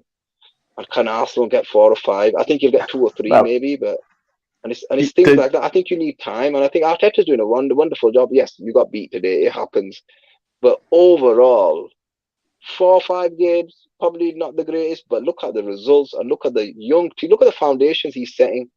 The foundations he's setting is brilliant, in my opinion. And he's doing a good job.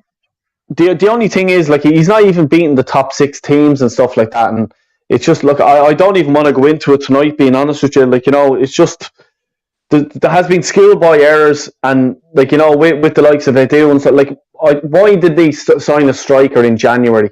They needed it big time. We don't have backup for a left back when Tierney's injured. We're done.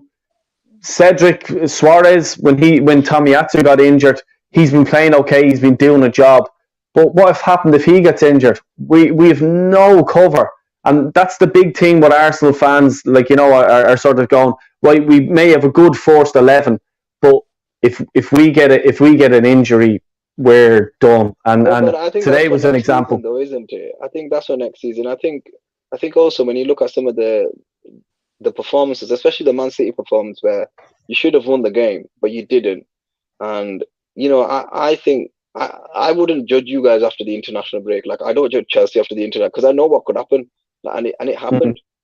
So I just think, listen, just let it slide, and then just look at the next couple of fixtures, because it's very easy to judge and be critical of a manager. But how much praise has Arteta got since he's been doing well? Not much, to be fair to him, but he gets absolutely crucified when you guys suffer a loss. And if you look at it, I think if you look at it, most of the players he's got in, they've done well. He's setting the foundations, and maybe next season that obviously you need a striker and a midfielder, and then back up. That's the next step, isn't it? And it takes time, man, Del Boy. I'm not gonna lie to you. It might take him another 2-3 years, and it's just one of them. But I just think we have to praise Palace. They played well today. They turned up and absolutely smashed it, and credit to them. This is it. Like, you have to give Palace, like, like as I said before the game, I knew, like, I just think Arsenal just didn't respect them enough for something like that. Like, you know what I mean? Didn't think that this would happen. Like, and I knew well it would happen. Monday Night Football, live on television, Paddy Vieira, you're in Palace, the Ultras. I'd say the stadium is still bouncing at the minute. What do you think, Jack? I think the streets are bouncing outside, mate. that's the thing about our ground and our atmosphere, where it's a small little compact stadium, as I call them, the tissue box designs. Yeah, that is what these big clubs fear. When you see exits from the FA Cup when big teams lose, and it's always normally a small little ground where their fans are up for it. We saw this season, I think, was it West Ham nearly got knocked out by Kidderminster? I think was it extra time or Declan Rice scored really late? Big teams fear little grounds, and I heard Arteta was coming out and in his post-match saying that I think he mentioned the pitch at one of them and stuff like that. But he's copying Pep because Pep said that last time. But you just have to play the game. Just play the game and get on with it. This is it. Like, even like when we moved to the Emirates, you know what I mean? Like, I've said this on my channel a few times. Like, that, like when I was I've been to Highbury and I loved Highbury. Highbury is exactly what you're talking about. Like, you're in on top of the players. You're like, you can give the opposite team a bit of a hard time and stuff like that. Like, and it really does work, I think. And then when I went from Highbury and the Emirates came, and I think after the Emirates was made, like 2006 it opened, I think I arrived in 2007, I went to a game and I was so disappointed. I was just like, this isn't good. Like, I don't enjoy this ground because it's too, like, laid back and there's loads of room for everyone. And, like, you can't make the place like Palace made the place today for Arsenal. They straight away intimidated the opposition and let them know they were in Palace, Sellers Park, and they're giving them, like, that's what football was about. Like, and if you know what I'm talking about, like, years ago, like, these games and stuff like that. Stamford Bridge was like that as well, wasn't it? Back in the day. You watched, Del, when it comes to the semi-final at Wembley against Chelsea, our end of that ground that we rocking, there'll be like displays, there'll be everything. No matter where we go, we've been Wembley before, there's been stuff like that. Our fans and our ultras sometimes get slated for not being, like, they call them Mickey Mouse ultras, but our ground has got one of the best atmosphere in the league. So I don't know how you can call them Mickey Mouse ultras. I think the Palace ground reminds me of the Watford ground. I think it's more of a community thing than anything else, and I think that's what Highbury used to be. I'm just reading the comments, and I think those types of grounds and teams have the old have White an Hart Lane advantage. as well. Yeah. And, sorry, Jack. Ultimately, the old White Hart Lane used to be like that. Oh yeah. Yeah, and unfortunately, the big clubs have gone down the. You need to get more bums on seats, and because you need to get more money in, and unfortunately, you lose that spirit, that community feel, because let's be honest, the fans at the bigger stadiums, they're not always like die-hard fans, are they? Just like they support the club, but they come there for a good time for the day out, and that's it. Whereas us lot, we're emotionally involved, and as a result of that, we take it personally. No problem, B for life, no problem. Don't worry about it, mate. But yeah, I know what you said, there, boys. I'm not bugging you off. I'm just telling you the truth. Yeah. But but no, you do get an advantage like that because imagine you're a player and you're having such a bad game, and then you got the fans on top of you of the opposition. It just puts pressure Yeah. on you, and you have to. The best players, do not allow that type of pressure to get to them. But today, I think Arsenal, that pressure got to them today, and unfortunately, It's just listen, look, Palace turned up. It's as simple as that. And I've always said, these games after the international break, would you replace Tuchel with Arteta? there you go, Craig. Um, if it guaranteed me attractive football, I would. Oh, would you? Yeah. Is it Well, here, because Del Boy, it depends on what you're after because we're a cup team at the moment. That's what we are. We're a cup team now. When people say we need to finish top four, what difference is it gonna be, right? Say for example, Arsenal finish third, we finish fourth. What difference is that gonna make to me? And I'm just like, I don't care. Give me the trophies. Give me the trophies. yeah, If we win 2 trophies and we finish fourth, good season. Third doesn't mean nothing. Neither does second, unless we're really competing. But we're not competing. We're nowhere near. We're more closer to you guys than we are to Liverpool and Man City. So yeah. when people are talking, when Chelsea fans are talking, oh, we're a guaranteed third. I'm like, that doesn't mean anything. We could be fourth. I don't care. I'd rather finish fourth and win the trophy. And that's just how I see that conversation because it makes no difference whatsoever to us. Like, it might make a difference to Spurs and West Ham more than us because that'll be like an overachievement for them. Whereas I don't think that's a big deal for Chelsea and to a certain degree Arsenal. But this is obviously a new look Arsenal. But as a Chelsea fan, look, would I replace Arteta with Tuchel? No. However, Tuchel plays dead football. We have to be honest. The football isn't great to watch. It was good when we had our fullbacks there, fully fit. But the thing is this,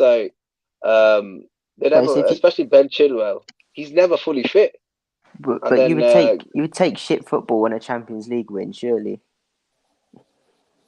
Yeah.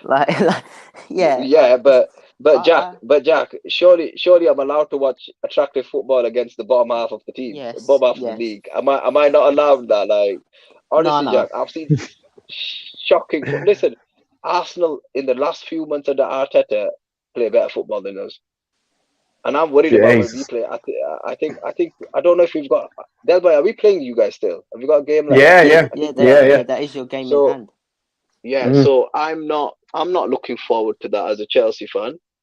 But it's just one of them that sometimes against the bottom half like Brentford, I thought we were gonna batter them, but then I realized there's an international break, and I was like, shoot, anything could happen. I've always said it.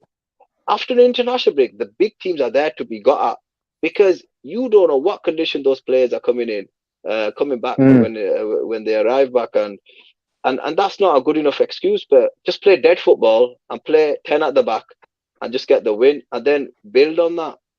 But overall, under Tuchel's tenure, it's been all right. It's successful in terms of trophy wins, but the football's not been great. But who would you have taken? Would you take another manager, or what are you going to settle for him? I'm settling for him because I'm giving him time. But I'm allowed to criticize what I see. If I'm not entertained, especially when we should be beating teams at the bottom half and playing good football, and I just think the style of play doesn't suit our players. No one can tell me that we've got bad forwards. I'm really sorry. We've spent so much money. Look at our forwards when they were elsewhere. You're telling me these guys can't be scoring a bag full. Why are we playing 3 up front? I've never rated that Ziyech. That Hakim Ziyech. Oh, Jack, you need to watch him. He's class. He's class this season.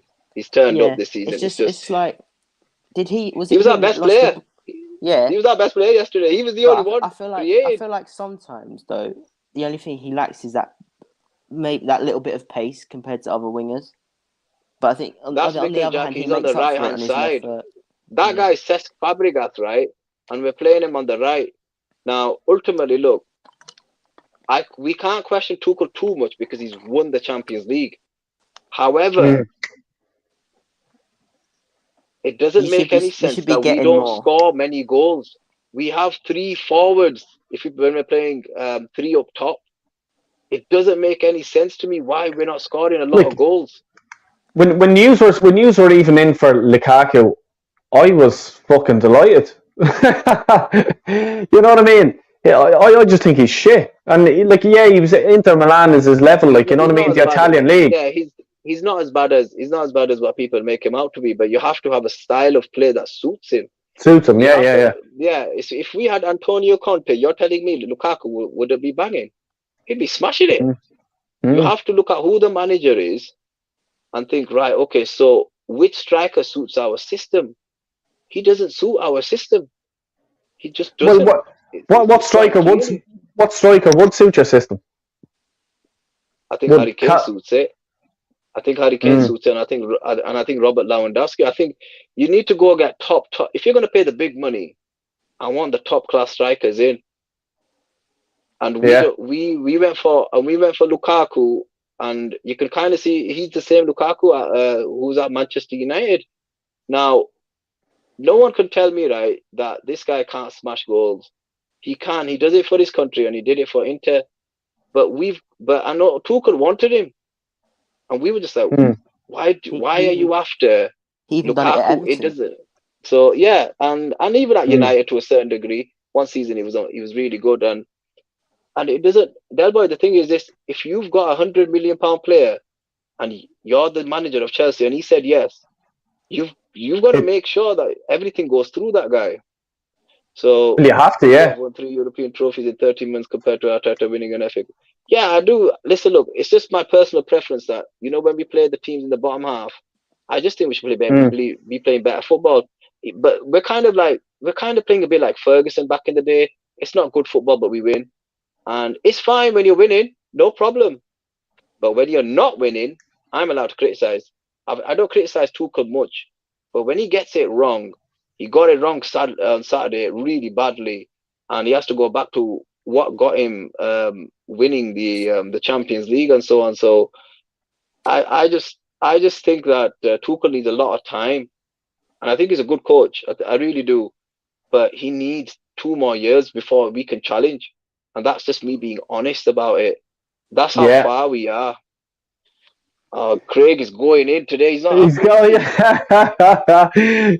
Craig's a good guy. He's a great guy. You know what I mean. He's just not happy. You have to allow Arsenal fans. They're not fucking happy today, and excuse the language. But I can't see. We have the Brighton game. I'm going to that, but the Southampton game, I think I think we're away. If someone can just sort of check that out for me, I think it's away. He's a good manager. He's underrated. Yeah, he is. Yeah, and I'm just I just think that it could be a bit of a banana skin. I'll just going to add in me mate Julian. What's the bleeding story? I was going to ask you the same thing. What's the general feeling amongst your people? Yeah, well, my people, They want your man hung, drawn and quartered. Come here, my people have left the bleeding building. I'm talking to a Chelsea and a Crystal Palace fan here. So you're my people at the minute. Okay. So what's the story? How did you feel the game went? The Cronkies have cut his internet. Yeah, they must. I just. That's that Croydon Wi-Fi for you. Yeah, he's probably in a bad area. Yeah. But no, it doesn't seem like he can get back. But sure, look, we'll continue on anyway.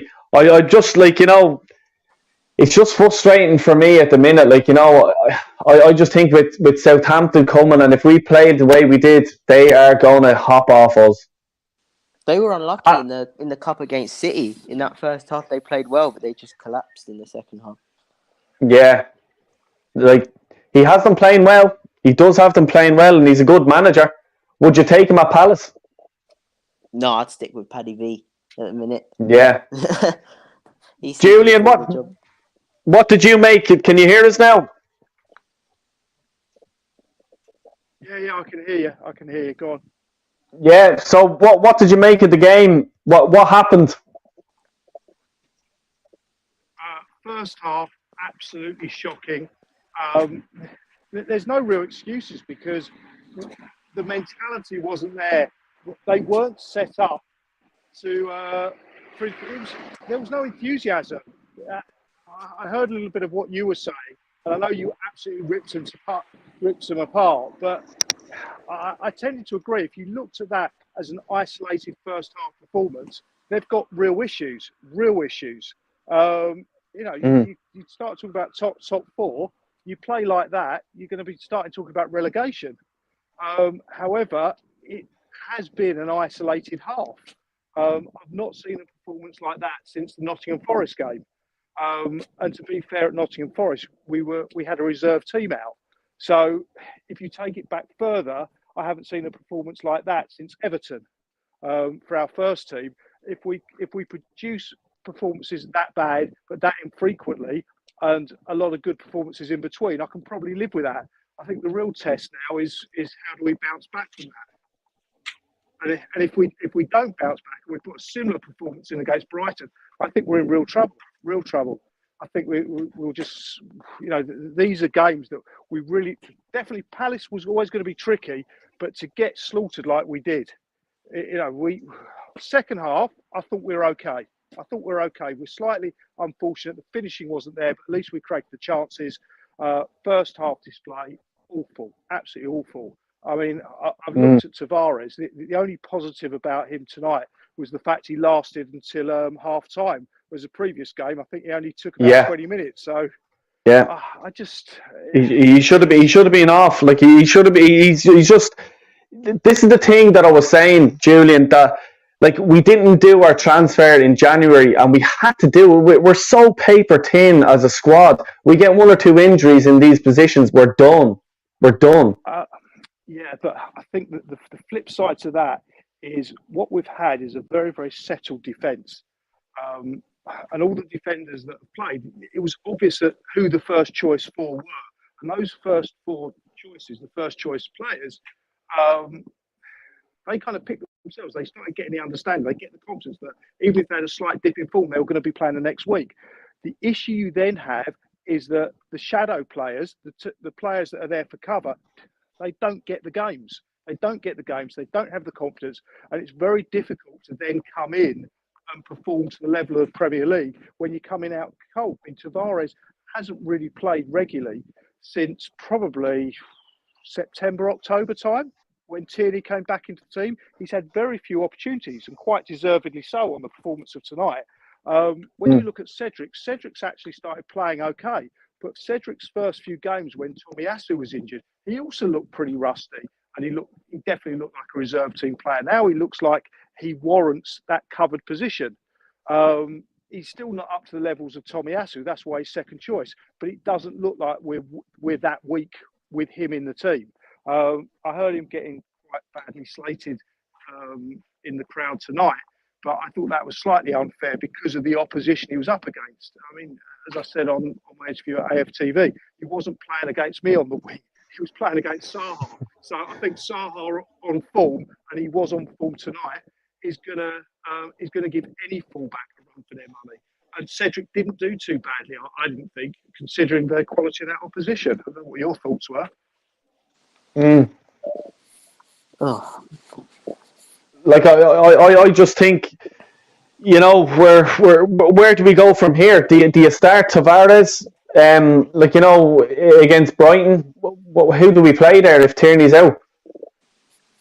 Well, from the rumours I've heard is Tierney's out for the season. Oh, Jesus. Yeah. So Oh, it's a tricky one because Tavares' probably last 3 performances, because I go back to the last time I remember him playing a league game was against Liverpool at Anfield, where he was at fault for I think 2 of the goals. Then he had the Nottingham Forest 20-minute shocker, and then he's had a shocker tonight as well. So his last 3 games, over the course of very infrequent games, have been pretty shocking. But before that, he was giving Tierney a run for his money for that left back spot. So he's obviously capable of playing at a high level. He's not a bad player. He's a good young prospect that seems to be totally devoid of confidence and playing badly. So I don't know. Can you rectify that confidence within the next few days and put him back in against Brighton and take the risk? Everything's a risk. Or do you go with what you would consider to be a safer option in Xhaka? But can you risk putting Xhaka at left back with his complete inability to be able to tackle and his tendency to get sent off? I mean, even tonight he got another stupid booking. yeah. He wasn't as bad as Tavares, which was the best thing you could say about Xhaka. He didn't do anything he didn't do anything particularly great. He didn't do anything particularly bad apart from that, Xhaka moment, which he has pretty much every game. Yeah, like and he pulled Zaha or Zaha. He just wrestled him to the ground, it's a booking. There's nothing. Yeah. It's just ridiculous. And the reason he does that is because he has a complete inability to tackle. So you've got a player that's playing in a defensive position that's incapable of tackling. So how far has Tavares dropped in form to want to kind of even be having the debate that that Xhaka should play at left back when you've got a dedicated left back that should be slotting straight into that position? And on the form that he had earlier in the season, you wouldn't even have any issues with putting him in. But now it's like, wow, what do you do? He's got a real dilemma, Arteta. Any news of what's wrong with Tierney and how long he's going to be out for? No, I haven't heard anything yet. But I thought I read that it was a hamstring. Right. Hamstring, is it? Yeah, and Pepe's was illness apparently, but. Okay, well, I don't think we're really going to miss Pepe, but Tierney, yeah, that's an issue. What's with Thomas Partey now? Yeah, but that's something. I don't know. He came off. He looked pretty poor the whole game anyway, and then he came off with what appeared to be an injury. He seemed to be grabbing his he did. Yeah, groin. And is that longer that will play? Probably. Yeah. Apparently, they were saying on Sky that he was Partey was waving to the bench to take him off. So I think we're in a bit of trouble there as well. But from what I've seen with Partey and when he played at Arsenal and stuff, is that his injuries are never ever like a week and he's back. Yeah, let's. Well, you probably don't hope so, but we bleeding do. I'll tell you, we're in trouble. Julian, the game on Saturday, I'll be there. You might fucking see me running onto the field going bleeding bananas. Yeah, I'm there. The only, I mean, I heard tonight that the Newcastle game has been put back till the Monday. So we're playing Spurs, aren't we, on the Thursday? Thursday, yeah. Yeah, so they've put the Newcastle game back to the Monday, which I suppose is good for Arsenal because it gives them an extra day to recover against Newcastle, but it's not great for the fans. We all had a Saturday night organised in Newcastle with the game on the Sunday we were all looking forward to, and now the game's on the Monday. Yeah. I don't know, I mean, obviously I'm still going to go to the game, but it kind of scuppers our social plans for that weekend, unless we spend 2 days in the northeast. And although I fancy a Saturday night in the northeast, that's kind of about it. I don't really want to spend any more time there. Definitely not 2 days.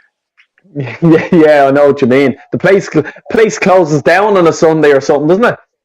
Yeah, it does. I've been there during the week. It literally is a ghost town. It's brilliant at the weekends, but the rest of the time it is like a ghost town. But yeah, so I'm not quite sure of the plans there. But that's I suppose for Arsenal that's a good thing that they get the extra day. But it's going to be very, very tight now with Tottenham for that 4th place unless Chelsea completely capitulate. if we're gonna have what looks like a growing injury list with key players, then wow, it's been a terrible night, hasn't it? Yeah, and can I change your mind at all? Like, do you think if we don't get top four, should Arteta stay? I think I know your answer, but I just have to ask it for a lot of. I have to ask it for a lot of people in the chat and myself. Yeah, look, if between now and the end of the season, and there's still 25% of the season to go, we're not quite on the home straight. We're 75% through it. We've got 9 games to go of the season. If we were to lose all 9 games and totally capitulate, then yeah, maybe he should go. However, if we miss out by a few points and we've had a good season, we're kind of ahead of what we expected. If we said 5th or 6th at the beginning of the season, I think most of us would have been pretty happy with that. What happens to football fans is the expectations can very quickly accelerate, and then the bar is raised, which it has been for him. So all I can say at the moment is I look at things a little bit more long term, and the increase and improvement in performance is you can actually trace back not just to this season, but I think probably from December 2020 when he had a slight change of formation and he brought Emil Smith-Rowe into the team. So I think if you take it from there, the performances have gradually improved, and we are still improving. But again, if we go downhill now for the next 9 games, then football's a very fickle game. But if we carry on along this trajectory and we miss out by a few points to get top 4, then absolutely not. I think he's building a real future for us.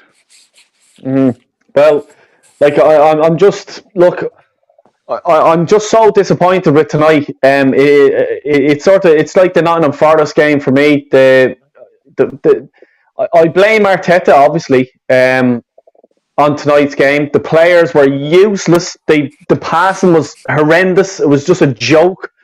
I just don't think we prepared well for them. We should have known. We're live on Sky Monday night against Paddy Vieira away to Palace. We should have been prepared a bit better. But look, I can't like I can see us winning on Saturday. When we play Southampton, I think that's a banana skin as well. Yeah. I mean, they're all potential banana skins. We could go away and beat Chelsea. I mean, if Brentford could beat Chelsea, so can we. Yeah. If Southampton can go to Spurs and get results, so can we. It's really close. It makes it exciting. One of the other positives about the position we're in, every game is so important. It actually matters. One thing I remember about the last few years of Wenger in the league is there was a lot of apathy around. People just didn't care that much. It didn't matter. That's the worst thing. Actually having a bit of misery isn't the worst thing, because it shows you're still in with a shout and you still care. The worst thing is when you go to games and no one's really watching. You kind of just go in because you've always gone. Everyone there today really cared. People were hurt, and people were hurt because we've increased the expectation levels now. So by increasing the expectation levels, you're going to get more hurt. I don't want to go to football and not care. And that's the position we were in a few years ago. It got to that sort of stage where I was more interested in just catching up with friends, and the game was just kind of on in the background. I care. I'm back to caring about Arsenal. Yeah, no, look, come here. I am the same. I'm disappointed. Like, you know what I mean? It hurts. What I have to ask myself then tonight is, can you imagine if we played like that against Bayern Munich or someone like that in the Champions League? We would be an embarrassment. Yeah, we would be. But to get to that position to play Bayern Munich in the Champions League, then we've done well. So even to get to that level. So before, I look forward to the day we get slaughtered by Bayern Munich. So it means we're actually back in the Champions League. So I fucking don't. Jesus Christ. Yeah. Look, and come here. Well, look, before you go, like, I'll have to meet up with you after the game anyway in Brighton. We'll have an old chat. Okay. Yeah, we'll have a chat. Hopefully I'll get a better internet connection. In fact, we'll be in the real world, not the virtual one. So yeah, exactly. Yeah. We'll talk face to face and stuff like that. Yeah. Okay, so I'll see you after the game on Yeah. Saturday. Normal place by the Tony Adams statue, unless it's pissing down with rain, then it kind of gets moved Yeah. down Well, for a bit of cover. I might even try to jump on AFTV and give my opinion. That's if they'll have me. Yeah. I mean, look, it's an open forum. Anyone can come on it. Yeah. Yeah, it's good. All right, pal. Have a Lovely. good few days. I'll Yeah. see you on a better night. Yeah, cool. See you Saturday. Cheers, mate. Thank you. Bye. Bye. I could tell though you didn't agree with much of that. No, I know he knows that. Like, you know what I mean. That's like he knows that. Like, you know, I'm just, you know, like I'd be like you. No top 4. Bye. Yeah. And even if top 4, you'd have to sit there and think about things. A little bit, depending on the situation. If you just scrape in, say like where you play Tottenham, and say that was the decider, if it was a dodgy penalty or something that got you top 4, then you can actually sit there and say, well, hold on a minute. It was luck more than anything. I know. And look, I just want to put on no here. Sasa story, mate. You all right? I am all right, mate. How you doing? I'm not doing fucking well at all. That's what's happening. Don't let this stress me, man. Del boy, you're my guy. This is an advice I need to give you. Don't let these guys stress you and dictate your life. Just enjoy with your family and your little one and so forth. Do you know what I mean? Yeah, you're 100% right. You know, you are. It's just like I get so emotionally involved in the game, and like, you know, because I love the club. This is the thing. I'm obsessed with the club and stuff like that. But you know, I'm Arteta out as well. But from my perspective, like, what do you expect here? What do you expect from these gash players? Do you know what I mean? Yeah, like this is the thing. It's just they bottled it tonight against Palace, and it's so frustrating, because. Man. But what's your take? What's Brighton?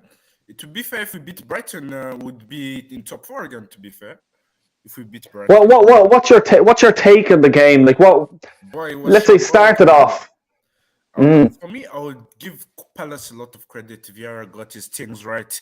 We didn't start well. The occasion went in our heads, in my opinion. Yeah. And I think I would have started Pepe because Saka looks rusty and Saka can't save us anymore. As it looks like. So I would have started Pepe. I would have started Lokonga because Xhaka looks tired, man. He forgot how to play football, man. Do you know what I mean? So that's how it would have gone, in my opinion. But hey, it's Mikel, innit? Boy. Well, this is the thing. Like, even at the start of when I seen the team, I was just like, change it up or do something. Like, you know, like isn't it? As you says, like, you know what I mean? Xhaka has played a lot of football. I don't like Xhaka. I just don't understand why he plays every game. But Lokonga I was at the Belgium-Ireland game, and he was on the bench. He was rested. Throw him on if that's the case, and just say to him, here, mate, there's your chance. Get out there and prove me. On, bro. He's a very good player. Even though he played bad against Nottingham Forest, I'm still backing him because Nottingham Forest worked harder than us. That's why they beat us. So I won't be too tough on Lokonga. So I still think he's a world-class player, in my opinion, as I see. I rate Lokonga very highly. Do you know what I mean? It's not because I've got a relationship in Anderlecht. Do you know what I mean? But he's very good. His reading of the game is decent. It's not world-class, but it's better than Xhaka's. Well, he is only young as well. Do you think it was a penalty? Would you have given it as a penalty? Of course, it was a pen, but that's nitpicking because you don't need to rely on a penalty to beat Crystal Palace. Do you know what I mean? Yeah. Even if it was a pen and we got cheated, you still need to beat Crystal Palace. Do you know what I mean? Yeah, exactly. Yeah. And Jack, what did you actually think, mate? Did you think it was a penalty? Yeah, it's clear. There's no need to make that challenge. You know, Zaha's heading towards the corner. Yeah, he does the little drag back, but you know, you still got the two central defenders are in front of him, so it'd be difficult to get the strike away. But Odegaard's done it before, hasn't he? Yeah, like it from Odegaard, isn't it? Yeah. Didn't he do it against United? Yeah. Well, he- And as well, like he done that against United, and it cost us the game, in my opinion, because I thought United deserved to win, but we missed so many chances that game and defended like clowns. Do you know what I mean? If we had took our openings, it would have been a different story. But football's not one and if buts and maybes, isn't it? But again, from the Saka penalty, it's a penalty because fouls like that are penalties these days. But Odegaard done no complaints. You shouldn't be doing that. Zaha done a number on him, and fair play to the lad. He's a phenomenal player, Jack. He was bouncing for tonight. He was really well up for it. He was on it, and he was having it as well. Cedric, man, showed why he's not the best man. Do you know what I mean? That's why we need Tomiyasu ASAP because the thing is we've been slacking in games and then starting to turn up, and it has caught up with us eventually because we slack a bit. Yes, teams don't really create chances, but they do something better than us in the beginning. But then we wake up. But today we didn't have a chance to wake up because Vieira drilled his team today, and fair play to your gaffer, Jake, and you got it right. Yeah, but that's the difference now. Palace a few years ago, we were just Zaha FC, but now we've got like ballers across the pitch now. I thought Jordan Ayew played well. He did. He did. I normally he cut gets a him lot out. of stick from your fan base. I don't think he's a bad player. I just think that he's past his best years. Do you know what I mean? He's not technically like gifted like Elise in that, but he puts in a shift when he has the opportunity. Yeah, he's not technically like gifted like Elise. Jez, what's the story? Please have something fucking positive to say to me. Pick up Jez. Well, pure embarrassment, but big up to Palace. I've always called that one. I said it's going to be a tough day out. Going to Palace away is always a tricky one, and it just proves that Palace have a proper manager in Vieira who absolutely schooled Arteta today. And there's going to be we all know there's going to be loads and loads of the Arteta sexuals. Oh, well, we had injured players and this, that, and the other.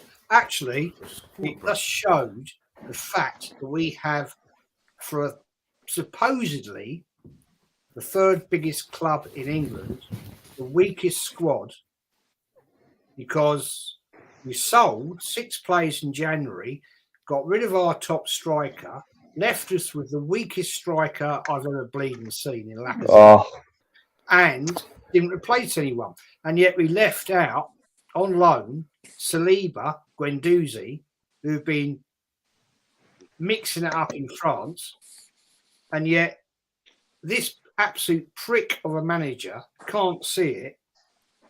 And I've been saying it for 2 bloody years. The guy is a fraud. He's useless. But we have all these muppets that want to make it out that Arteta is the new coming of management. The guy's a fucking idiot. He proved today. He didn't have a clue what to do.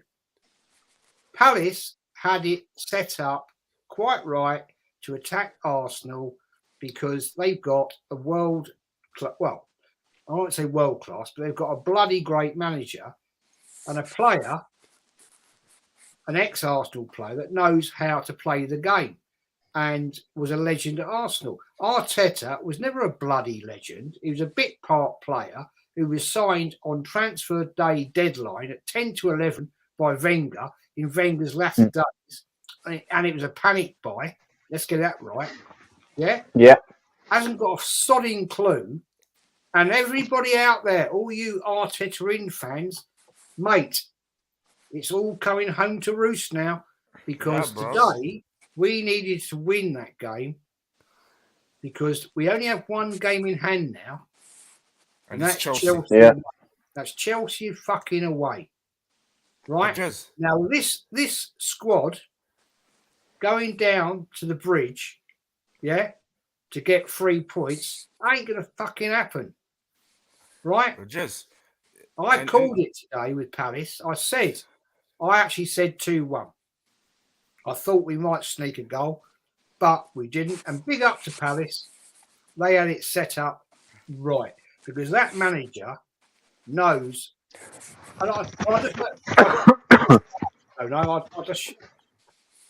if you look how Palace had their setup, right, they knew how to attack, right, are too weak. It's like I said to you, Jez, simple football. We played simple football. Exactly. But also what you did do, Jack, was when Arsenal went on the weak attack because of our shit passing, you had 9 men back. Outbodied them. Exactly. Yeah. With the crap players we have got, Odegaard, yeah, Xhaka. Xhaka made 1 forward pass all game. Jesus Christ. Jesus, right? man. Fuck's sake. Right, 1 forward pass. Okay, so we've got Odegaard, who's absolutely pony and trap today. And then you got the likes of Xhaka and ESR were absolutely bloody abysmal. Yeah. Odegaard, Martinelli comes on. Got no service, couldn't actually do anything, and was poor. So I can't knock him, but he was poor. In the fan cam rates I've just done with Lee, my man of the match was actually Ramsdale again. Jesus Christ. Yeah. When you think about it. Because how many other players this season have been half decent? Most of them have been shit. Anyway, I'll shut up now. Jez, Jez, it was shambolic, man. It shows that this manager is not good enough. But boy, listen, yeah. The way I look at it is that we were poor today and Palace got it right, and you've got to give massive credit to them. And the problem I have is, why do we keep on playing the same old, man? And sometimes dodgy decisions like that, man. The less I say about it, the better, because I don't tell boys channel to get deleted, man.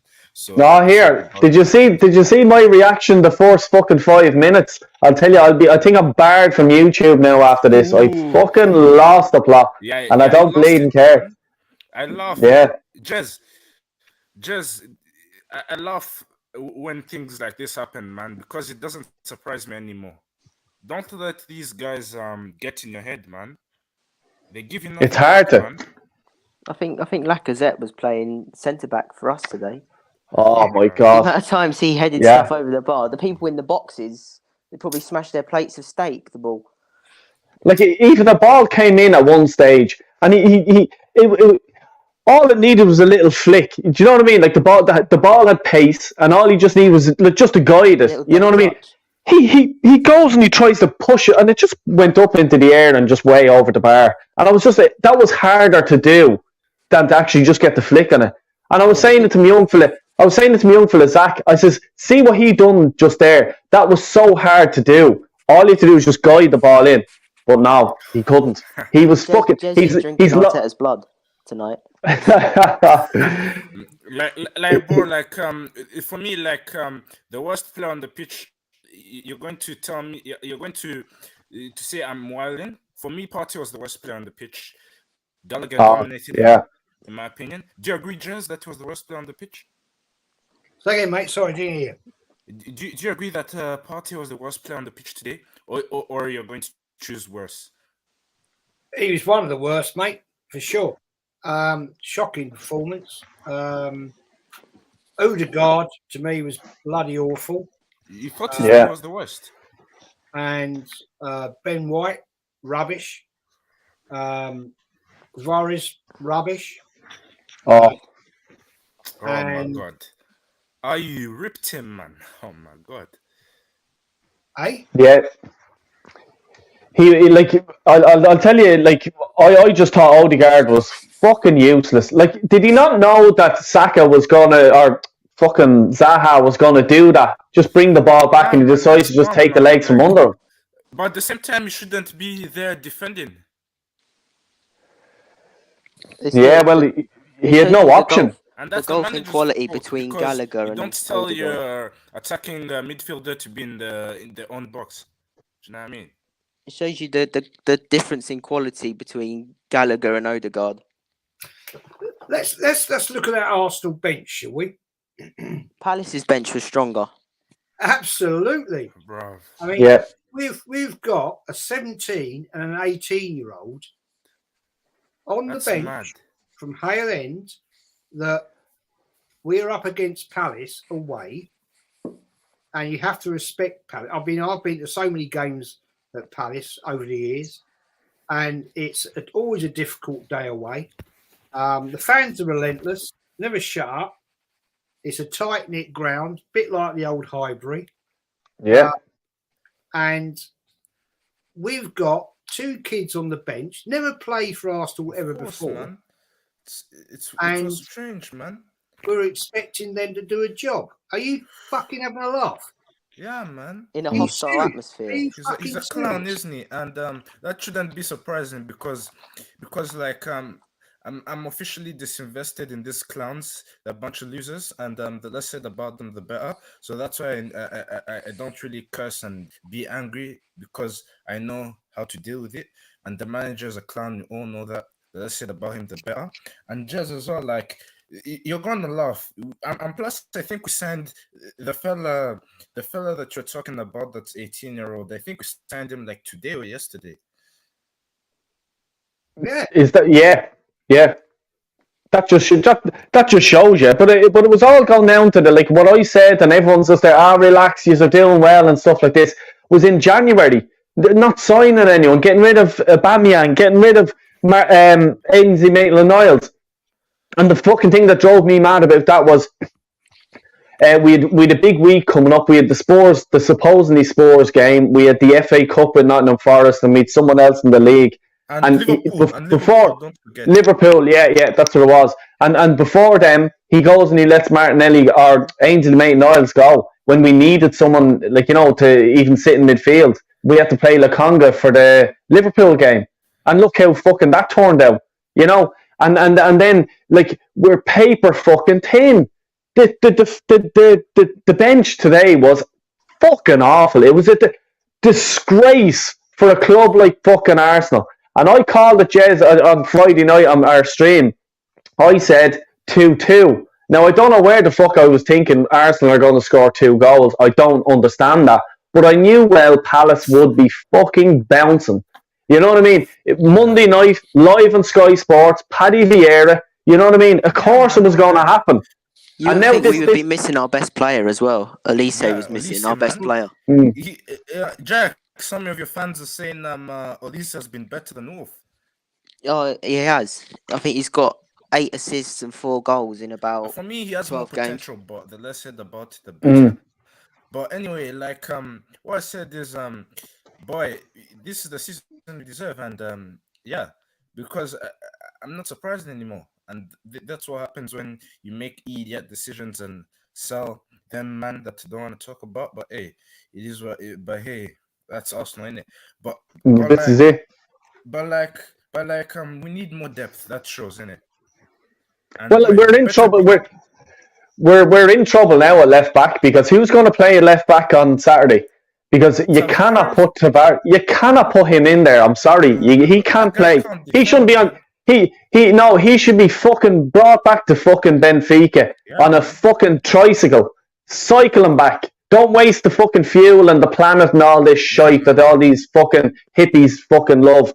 No, man, sorry. He needs a wing, bro. He's a brick. He's a brick. He needs a wing, man. Oh, he's fucking useless. And look, he's only a young fella, but still, he needs to be in that Del Boy wing in Ireland, man. Do you know what I mean? Yeah, well, no, fuck him. I'll tell you, he wouldn't even get into a League of Ireland team, to be honest with you. You know what I mean? Wing. All right. Sorry, Jesus. I have an under-10s team, and I wouldn't even put him in that. Jez, can you see any result on Saturday? Whilst I'm there, I'll be fucking running onto that field after this fella.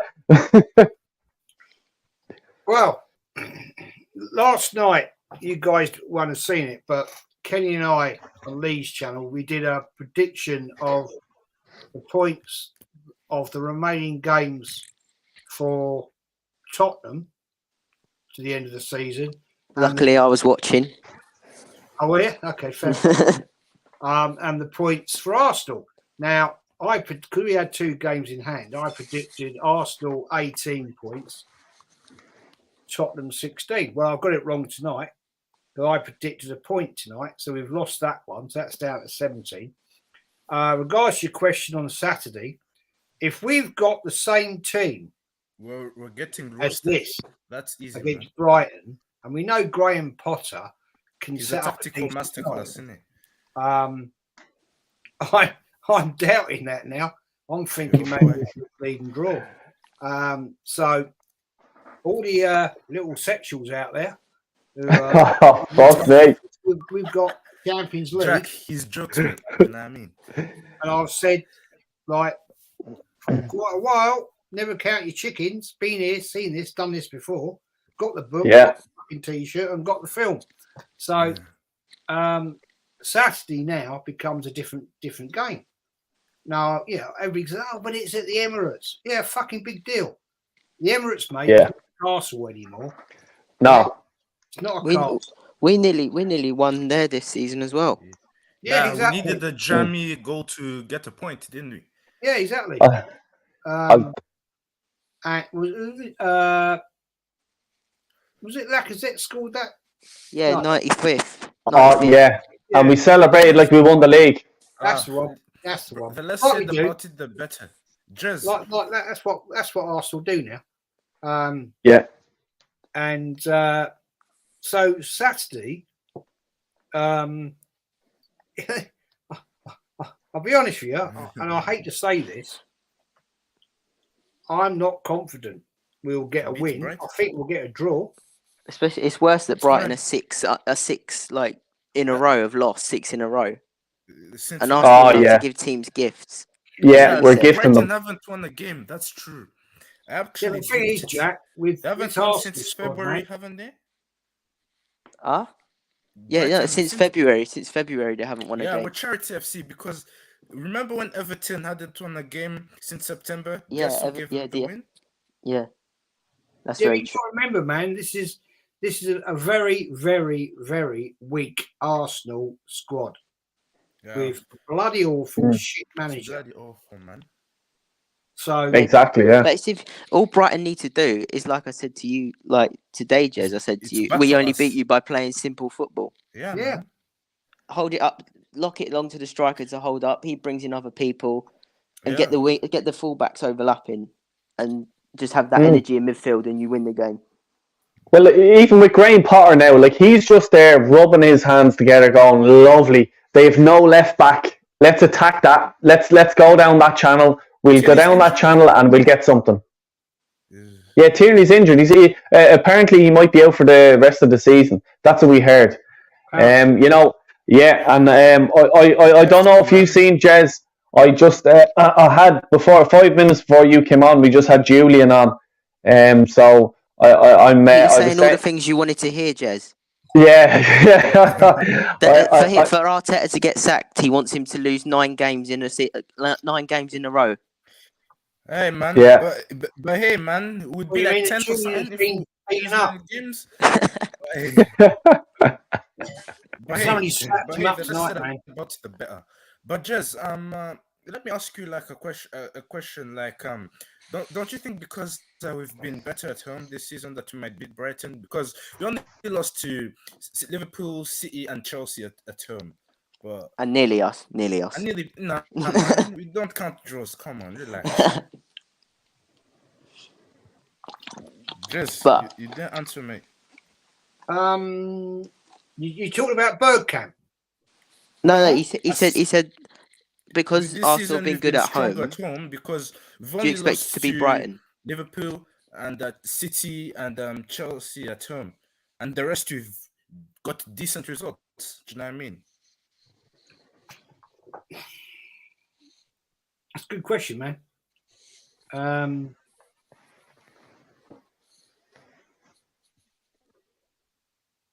don't know, to be honest. I fucking don't know. He had a proper think about it as well.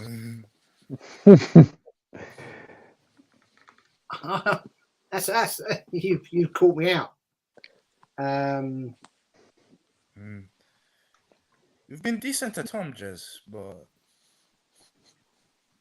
I'm not calling you out, Jez. It's just the thing What of I'm like. saying is that our home form has been decent. You can't deny it. Do you know what I mean? Well,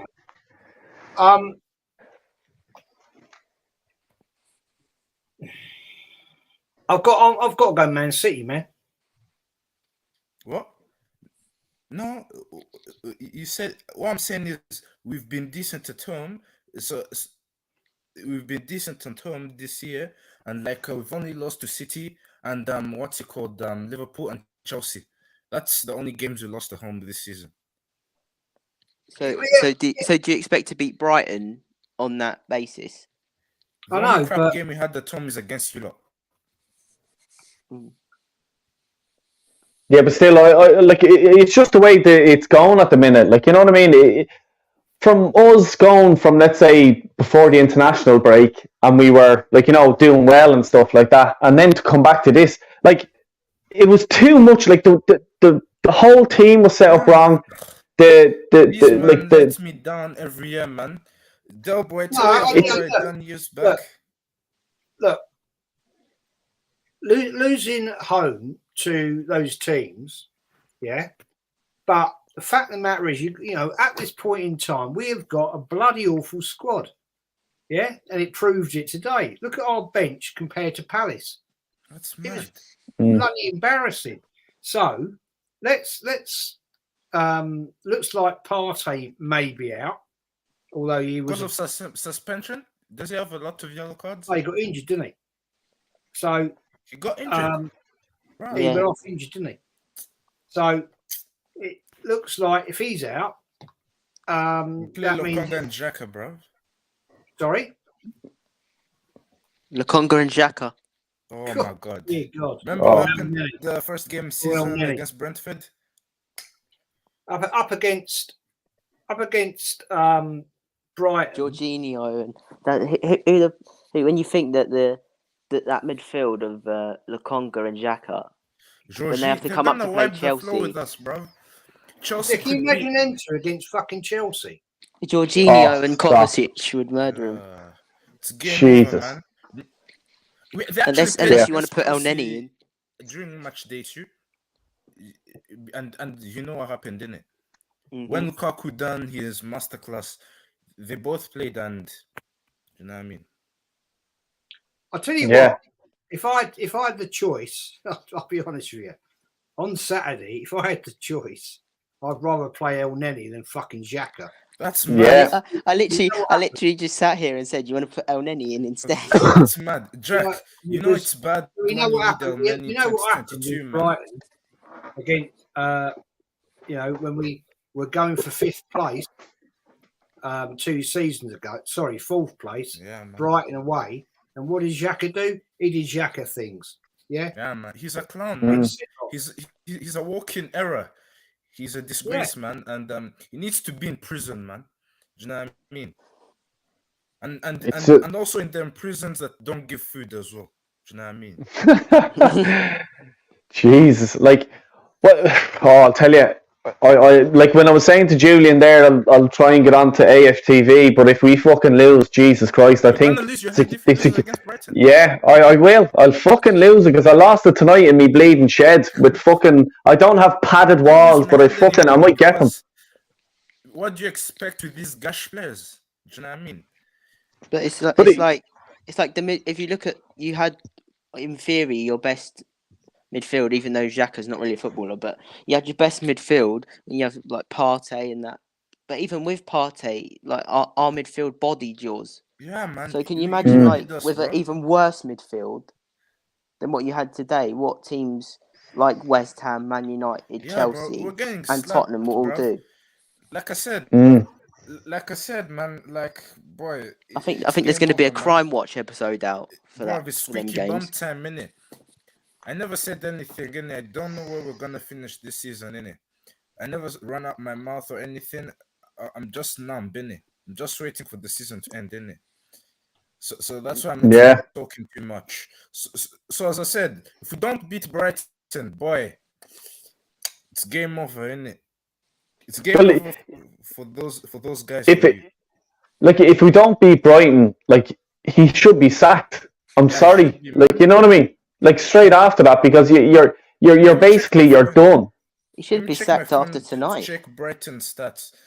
Let me Well, check my lovely phone. But Jez, you were saying about like, and you and Lee and that talk about, and all the Arteta ins all talk about like the youth project and stuff. Is it when you look at Palace tonight? That is a youth project, getting rid of the Yeah, old man. players and getting these new young players in at Palace, and that amount of progress going from 15th to 9th place. Yeah. That's the progress the Arteta in should be looking at. Yeah, Arsenal man. should be going from 8th to the top of the table again. Oh yeah. That I is totally agree, mate. that's a youth Yeah, I totally project. agree. I totally agree. The fact, the whole look, this youth project of Arsenal is purely based upon Arteta sexuals on Twitter, on other channels, making out this is the way forward, and basically, at the end of the day, it's a load of bollocks because Arsenal do not have the academy that the likes of Chelsea have got. Yeah, Chelsea, because You know, they've so been mad we haven't got the producing depth them in play. players. You know? We've proven that. When the Arteta fanboys said about Platinio, yeah, he played in the League Cup, scored a banger, played a Premier He League scored the goal, top in Jazz. He didn't score a banger. played an absolute pile of shit, and never seen again. I That's think mad. people need to get missing posters out for him. I haven't seen him since. He needs to be Bro, I on haven't Crime seen Watch, missing Patino, bro. student. Del boy, did you take him to your wing? Yeah, he's in me fucking wing, all right. Jesus Christ, it's just embarrassing now. But You're that's a gonna cry youth if you hear project the at Palace. stats. Brighton haven't won a game since February 12th. Oh, here's gifts coming, and we're giving them gifts. I told you, we're giving them gifts, as it's Lee like- said. It's like I was Charity saying though. FC, man. Guess who gave Everton their first win? Guess. Yeah, we fucking know youth that. project, like, it's the thing is like it's taken Arteta. I don't know, like for sure, but how long has he been in the job? Nearly 2 years coming up. Pretty much. Nearly three, maybe. 3. 3 Yeah. years, Nearly September. 3. Nearly 3. And it's taken from 8th to 5th. We've had half a season, or thereabouts, half a season, and we've gone from 14th to 9th. Yeah. Yeah, that's massive progress. You've got a decent manager, Jack. You've got a proper manager. And a decent scouting system and everything. And so forth. And Yeah, them players that you are signed, let's say, there's a few good players there. Yeah, we signed Elise for 8 million quid. Wow. And Pepe was 72. Edouard was 15 mil. Arsenal could have bought him. We got him for 15 million, Edouard. Wow. Yeah, that's right. 19 million. That Eduardo. How do you rate him, Jack? He's been decent, but on striker we played tonight, Mateta's kept him out of the side. It's mad. And you can see why on that performance. That's been happening for a while. Mateta's kept him out. Mateta as well. It's mad. Mm-hmm. Yeah, Mateta, we paid 8 million for him. Yeah. Where did you get him from? Mainz. Yeah, Mainz in Germany. Ah, yeah. Yeah, £8 million we paid for him. First club as manager. I'd like to know if you added the cost of our players up in that 11 compared to the cost of the Arsenal one, what the difference is. Got to be 100 million, more than 100 million difference. Well, Bro, just think. That's killing me, man. Shaka cost us 35 million. Just put it that way. We could have got N'Golo Kante for the exact same. We got Eze. We got Eze, Elise, like and Edouard for about 28 million put together. Jesus. There you go. Plus Zaha, when we signed him back from United, we signed him back for 3 million. Right? Yeah. 3 million. Boys, Yeah. No, thanks a million, Jez. Cheers, mate. Jack. Talk to you soon. Last question. Great chat. Take care, boys. What was your first derby day? Oh. I missed it. He probably didn't hear you. Lads, I'm going to wrap it up myself here. I'm going to go in and I don't know, punch a wall or something. Yep, I'm going to go to bed and set my alarm so I can buy my semi-final tickets tomorrow. Oh, Jesus, rub it in, my note. You got that in before you left. Jack, man, you're going to Wembley for the game. Mm-hmm. Hey, first time since 2016, man. Do you know Yep. what I mean? Yeah, I'm no, gonna look, bounce back. best of luck. Yeah. Jack, do you want to give a shout out to any of your socials or anything like that?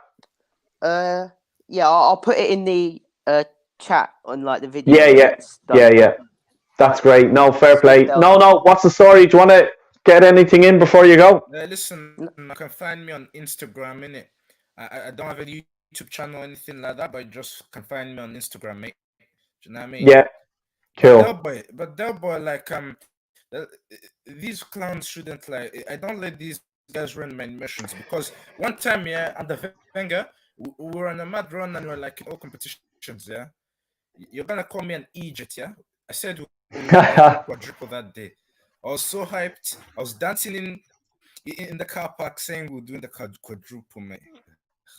No, I know. You can't let them get to you. I know. Look, I'll sleep on it tonight. I'll wake up tomorrow. I'll go to work. I'll come back and I'll probably do a live stream, or I'll do a video, or I'll do something. But please check it out, guys. And no, thanks a million for coming on, pal. Drop your stuff there in the comments there before we leave, and we'll look, I'm going to just sort of do a little recap. I'll talk to you later. No, thanks a million, mate. Take it. Cheers. I'm just going to give a little sort of like my little recap before I go. I'm still still annoyed. It was good to talk to other people and get their view and stuff, and stuff like that. It calmed me down a bit. The very start of the video, I was so mad, you know what I mean. I felt like the Everton game when we lost. It felt like the Nottingham Forest game we got kicked out of the FA Cup. Is Arteta the right man for the job? Look, I've nothing against the chap. I'm convinced now that it's not working. I'm worrying about Brighton. That left side now is going to be a struggle. Potter is going to really go for that side. I'll be at the game. And yeah, I'll be doing a vlog. I think I'm going to do a vlog for my whole trip from, let's say, Dublin over on the airplane and stuff like that. I'll do all that. You see all this shit and I'm just like, fuck it, I'll do it myself. But yeah, look, thanks a million for everyone for tuning in. Please smash the like, subscribe if you haven't already, and share if you want and stuff like that. Thanks a million. Arteta out. Peace.